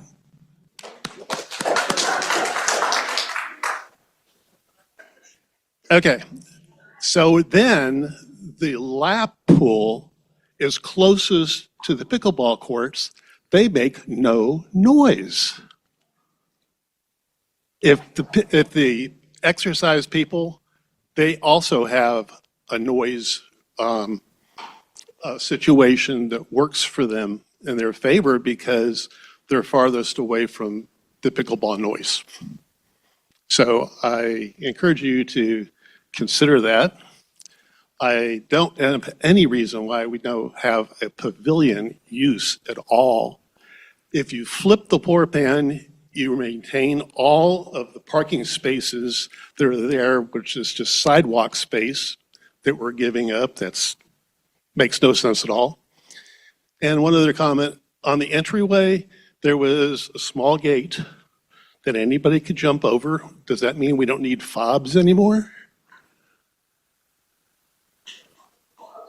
What? So, I mean, I saw a little gate in the entry building. I don't know. Robert, do you have a photo? Robert, do you have a photo of the entry? The intent is there would continue to be fob That's correct. entry into the pool. But, Same fob gates we have currently. yeah. So, I mean, that small gate is not going to keep anybody out. So, was my point. So, does anybody want to talk a little bit more about the pavilion? Do you need? I mean, You basically have a shade structure now that's not really accommodating your use with where the current ping pong tables are. Shade structure. Well, I agree. Shaded areas. You could expand the restroom area building out if it was flipped on the backside, perhaps. But there's going to be wind interference, there's going to be shadows, because actually the sun comes up in the left upper portion. That's where the sun rises. Exactly. So you're going to get shadows across this way from that building on court number 3. Exactly what I'm showing right 3 here. and 5. I mean, it just makes sense to flip it 180 degrees, get rid of the pavilion, gain parking spaces back, and get rid of the extra expense of that beautiful little sidewalk there with. Thank you very much. Thank you, Jim.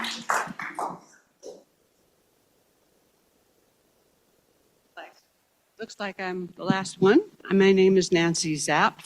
I live at 26 Uskiwi Court. We've been here almost 5 years. And we love it here. And the pool is one of the things we love. And the pickleball. My husband plays pickleball. I swim. The comment that was made about 600 surveys having been completed, I'd like to comment to that. We have to assume that all of those people that did not complete a survey didn't because they don't care, or just don't care, or they would have. If we use that as an argument for deciding whether we want to improve our pool, we wouldn't improve our pool. We wouldn't have a recreation center. I assume it would have been a similar low turnout. These surveys typically don't get a huge majority. So I kind of disagree that that is an important factor in the decision making. So enough said.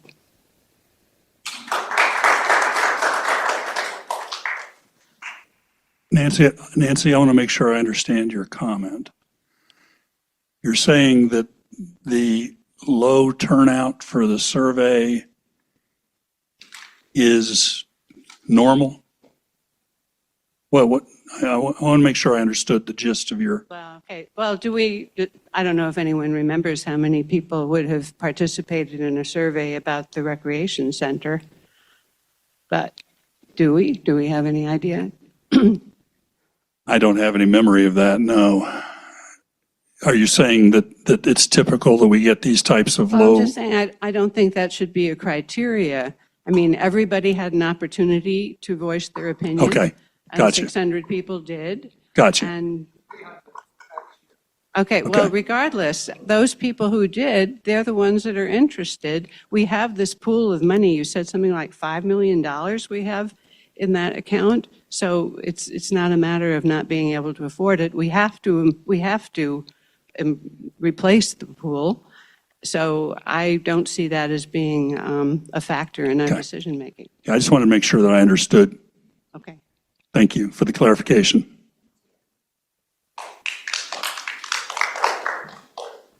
Good evening. My name's Jim Allen. First of all, I want to say thank y'all for the work you do up here to take care of us.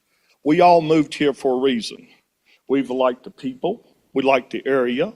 We like to play pickleball. We like to swim. We like to golf. We like to play tennis. And a lot of us like to hike, right? We all came here for a reason, all right? So everything we're talking about is important to all of us. And we're looking at how we're going to progress our community forward in the future. And looking at the pool is an outstanding idea. It's going to take care of us. It's going to take care of our kids, our grandkids, and people who are going to own up here in the future right now. All right? So the question I have to the group is this. You're doing amazing jobs at looking at moving forward. You did a 360-degree turn on everything up here that's at the pool today. You infringed on the pickleball courts. You changed to one side and moved it to this side. I got a question. Why did we decide to do that?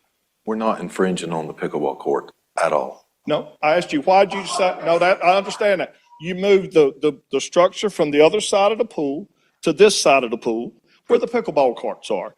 And we talked a little bit about what we're going to do with sun and shadows. And if y'all don't play pickleball, it's real difficult. I'd love to be in the pool. I want a lot of sun. I don't want shadows.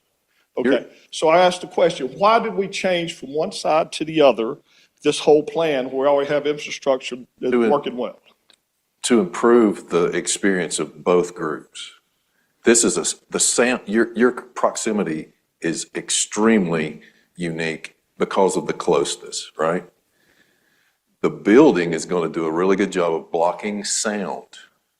This, by the way, you see these shadows right here? It's pretty easy to see right here. Yeah, I see a lot of shadows. At what time of day did you take that picture? That is in the morning. Okay.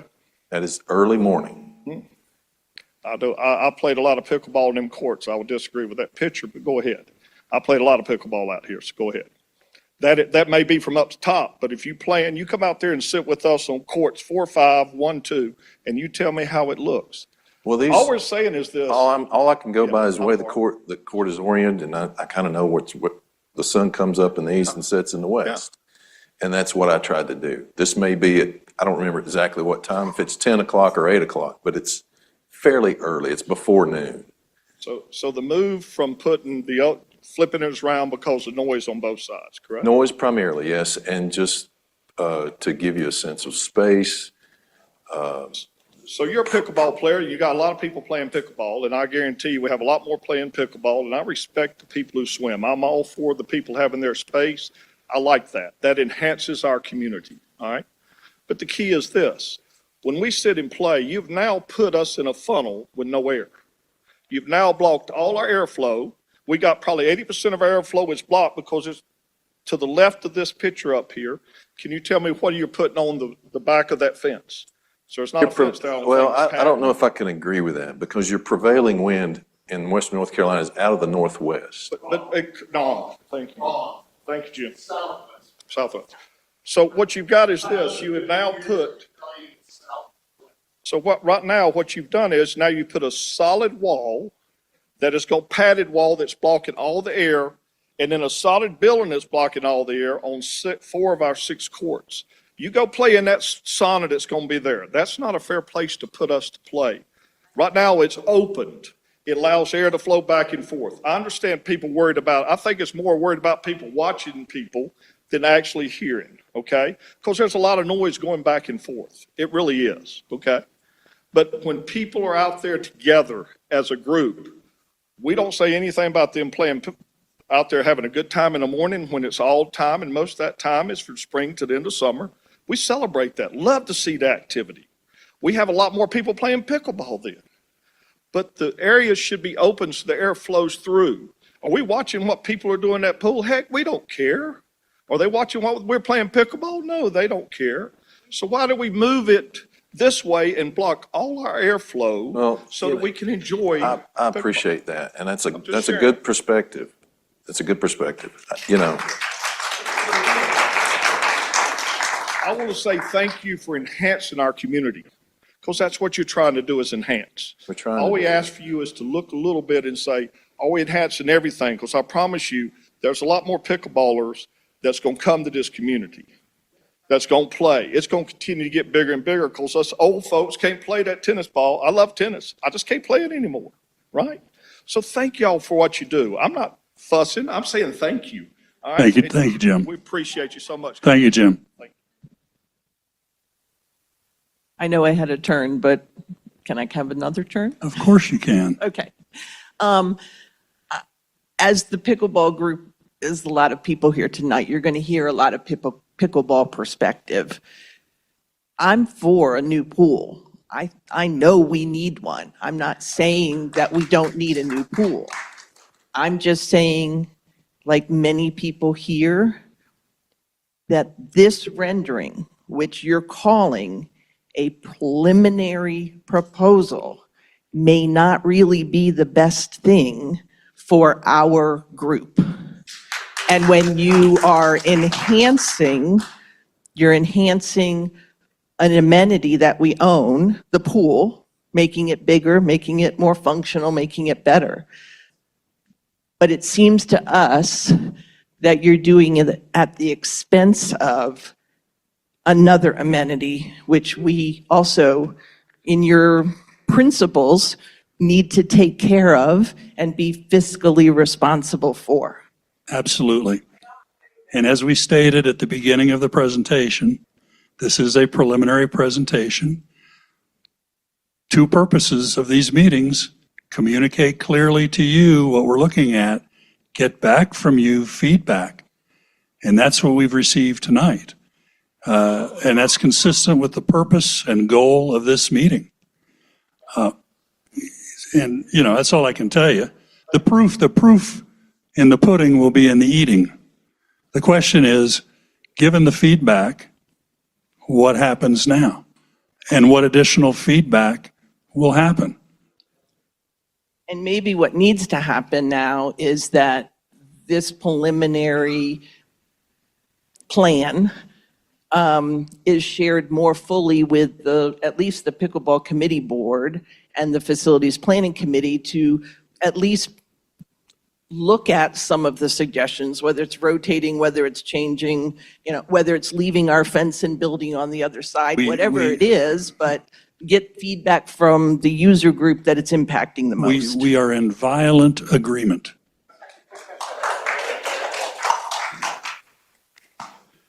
He's back.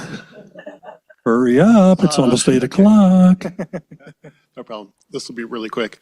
Through the years, as I said, I've been here 51 years, not full-time, but I've seen the whole program, 71 on, okay? Anyway, there's been many studies on pool improvement, heating it and closing it. Volunteers through the years have spent innumerable hours putting really great thoughts together. And somewhere in our archives, we should review all of those little comments. The biggest obstacle at one point in time was the heating of the pool in the wintertime. And they came up with all kinds of ideas and stuff. And I would recommend that you look for some of those thoughts and stuff when you're doing this. One other thing for the pool person, has anybody ever thought, you want to make an impact, has anybody ever thought about a black marcite pool for the lap pool? Code won't let us do that. Code will not appear, okay. Yeah, because it makes the water look like really dark blue. It's very aesthetic, and it also warms. I would think the sun would hit that and actually help warm that pool. I don't know, but if it's against regs, then you can't do it. Thank you very much. Thank you. I have one more shot. Craig, we've got a person waiting in line. Hi, I'm Mark Siviak. In the years that I've been here, I've never been in the pool, so I'm here because of the pickleball situation. And I'm thinking about the people that want to be at the pool. Some want to be in the shade, some want to be in the sun. Given the sun pattern crossing from upper left to lower right, I would think that if you put the pavilion on the golf course side, that gives you shade throughout the day for those that want it. And I'm not still clear on what the pavilion is. It's not a full open air pavilion from what I gather. It's got some indoor space. Is that true? It's open. It's open. Does the pavilion have indoor space or is it just outdoor space? It's basically outdoor. There's two walls. You got the front wall and you got the side wall. It's all open to the pool area. That's where the vinyl curtains are that Mark mentioned in the rendering. Just from the pictures that they showed earlier, it looked like there were doors, windows, and there was an interior space. If you look out, if you're in the parking lot, you're looking in towards the pavilion. That's where the entry is. And there are two windows over there, I believe you had in the drawing. And then a wall between there, partial wall to the fitness pool area, totally open into the pool area. And we have a storage room over on the right side. Okay, so primarily an open space, but shaded for the people that want to be out of the sun. Correct. So on the golf course side would seem to be the most practical spot, and then that leaves the parking lot side wide open for the people that want to be in the sun, because that's going to be sun exposure throughout the day and gives you a bigger area. So that was one concern I had. Plus, you've got an existing infrastructure with the bathrooms as they are now on the clubhouse end of the pool, as opposed to putting it on the pickleball side. So just from a cost savings, it seemed like, why not use the existing infrastructure where your plumbing is set up, save that cost and leave the building over on that side? And if I'm on the golf course, I can hear pickleball. If you're going to be at the pool, that building may cut back a little bit, but you're going to hear pickleball. So I don't see that as a real sound issue at all. I just can't imagine that building is not going to impact the pickleball play during the months of construction. It's going to impact those courts. During At some construction, point, it we're sure not will. gonna We be able to use can't, those courts, we right? can't help that during construction. It's going to impact a couple of Yeah, courts. it's there. inevitable. Those courts It's are going to inevitable. be impacted. So we know that we're not going to have 6 courts throughout the winter while this construction is going on. We're going to lose those 2 courts. For short periods, hopefully, yeah. Well, and fortunately, it's during the winter time as the planning makes sense to have it done when we have a lower usage at that point. But if you've got the existing building already over there with the infrastructure, plumbing, drainage, and everything else, why not put that building back over there and It's a leave it very there? minor savings, but I understand what you're saying. And I support all the other comments about airflow and everything else, because right now we've got a fence, I'm going to guess it's a 10-foot fence, and the pictures that you show with the shadows, we've got probably 25% of the courts covered in shade, and it does make it more difficult, so we're waiting for the sun to go a little bit higher and get rid of the shadows on the court. In the morning? That building's going to make it a permanent situation, as far as I can You tell. talk about in the morning or the evening? In the morning and throughout the good part of the day, you're going to have shadows on the courts. It makes it difficult to play. Yeah. And plus, you got the situation with the airflow. I mean, Yeah. and the wind, if you've been on the courts, whether the prevailing winds are coming from one direction or another, they come from every direction when we're on those courts. So just putting up a barrier is going to impact some of that. Thank you. Thanks. Okay. I just want you to explain the fitness pool versus the other pool as far as like where's the water aerobics going to be? How many people are going to be able to fit in there? Is it just for swimming? And there's only 3 lanes, but I think, don't we have 4 now? Or do we have 3? No, I mean, in the morning, you can do the whole width across. And that gets crowded in the morning and you have to wait your turn. Is that going to accommodate us? So could you explain the 2 pools? You've got 3 lanes in the wellness pool, as we stated earlier. You've also got the opportunity to have classes in the family pool. If you choose to schedule those. Excuse me? It's not deep enough in like the 3.5 and then it's too deep in the 5 foot. So There's everything in between, so you can find your depth. If 3.5 is shallow in the, fitness class is going to be in that pool. I don't know. It's up to I mean, you. that's kind We of haven't made that important to determination. know.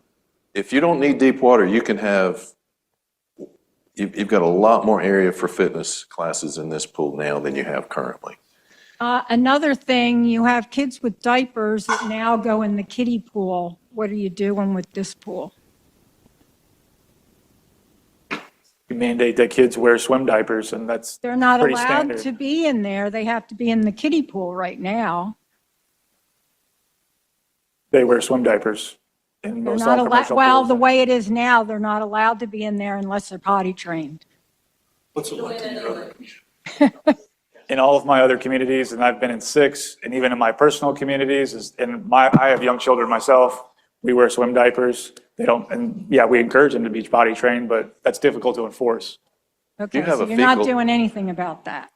We didn't say we're not doing anything about that. Okay, another thing I wanted to say is you only have 1 pool that you're going to vote on. And if it gets voted down, then you're losing a lot of time. What if you had 2, one that's simpler than this and this one, and had people vote on both of them so you don't lose time getting a pool done in the wintertime so we don't have to wait another year?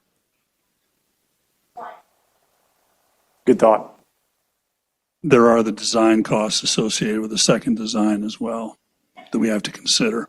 Well, when you're considering 3.5 million, what's, And we're considering something that, again, is based upon the input from the survey and the attempt to address the priorities as articulated by members. okay, now I wanted to ask a question about the cover. Is it just like a flat cover that keeps the heat in? Yes. Or is it a big, No, it's on the water. It's a flat well, who's cover. going to use it when it's 30 degrees or 40 degrees outside? I mean, you can get in, it's going to be nice and warm, but when you come out, you're going to have frozen hair. You don't have So- to use it those days. What? You don't have to use it those days if it's too cold. Yeah, but you're hardly going to have anybody using it. They say they're going to use it, but you watch, they're not going to. I think you're trying to accommodate people who think in their mind, yeah, this is great, I'm going to go use it. And when reality sets in, they're not really going to do that. So just something to keep in mind. Thank you. Craig, last question. I'm going to make it quick. Is the plan, and I got here a little late, the proposed construction schedule is to start this fall and have it ready in July of 27, is that correct? That's correct. So all these comments about we're going to flip this thing 180 degrees, 360 degrees, wake up and smell the coffee. That ship has sailed. This is the design. I think it's a good design. I think it's incorporated about all the comments you could want. The issue with the shade on the pickleball courts, we put up windscreens around them that stay up all spring, summer, and fall. And that creates a shade situation a little bit in the morning on the side where the screens are. Do you need that whole roof, the whole length of the on that one side adjacent to the courts? That's easy enough to leave off, but this other stuff people are talking about is like a major redesign, and there's no way you're going to maintain the schedule unless you stay with Absolutely. this plan, and I like it. Absolutely. I'm sorry. Last question, Nancy. It just came up, it just came to me, the comment about, well, how could we use the pool in the winter because it would be too cold when you get out of the water. It just reminded me, we stayed at a resort once where it was actually in Arizona in the winter, of course, much milder than here in the winter, but nevertheless, we swam in the pool, which was heated, was nicely heated, when it was about 50 degrees out. What made it possible was a hot tub that was right next to the pool, and next to the hot tub were the restrooms. So you went from freezing cold when you got out of the pool into the wonderful warm hot tub, got out of that and ran into the restrooms. This was all close together. So this subject of a hot tub has never come up. Has it been ever discussed? That's my last question. Thank you. You want me to address it? Yes. One more question. Let me address this one before you raise that one. We occasionally see hot tubs, spas in communities like this. It's less and less. What we find is that people don't use them. They're a lot. It costs as much for for your community, your maintenance costs to maintain one spa as it does that entire wellness pool in a year's time. Actually, it's probably pretty close to a pool 2/3 the size of your family pool. Those spas are heated to 100, 104 degrees, anywhere from 95 to 104. You may vary that, but year round, no cover. You're just burning gas all the time. Well, if you want to hire somebody to come do that every evening, that's the reality. Okay, last question. Thank you. My name is Chris Marquardt. I live 1165 Yagugu. And my question is, it seems to me like we have two alternatives. Number one, not do anything, or number two, go with Ritz-Carlton here. What are our alternatives? I have real concerns about the cost because it is not going to stay in budget. It is not, any of us who built houses know that that is absolutely not going to happen. So somebody asked, what do we get for $2 million? What do we get for $2.5 million? That's a valid question. If we say this is too much, what are our alternatives here? We've heard the question. We appreciate it. We will ponder it and deliberate on it and get back to you. This is the second of 4 meetings. It's been very exciting, active. We appreciate, we've accomplished our mission. We've shared with you what the vision is. We've received from you feedback. That's exactly what we hope to do by having these meetings. There's 2 more. There's one on Saturday at noon, I believe, and one on Tuesday at 3. So if you haven't gotten enough bites of the apple tonight, come on back on Saturday and Tuesday. And we appreciate your input. Have a great evening. Thank you.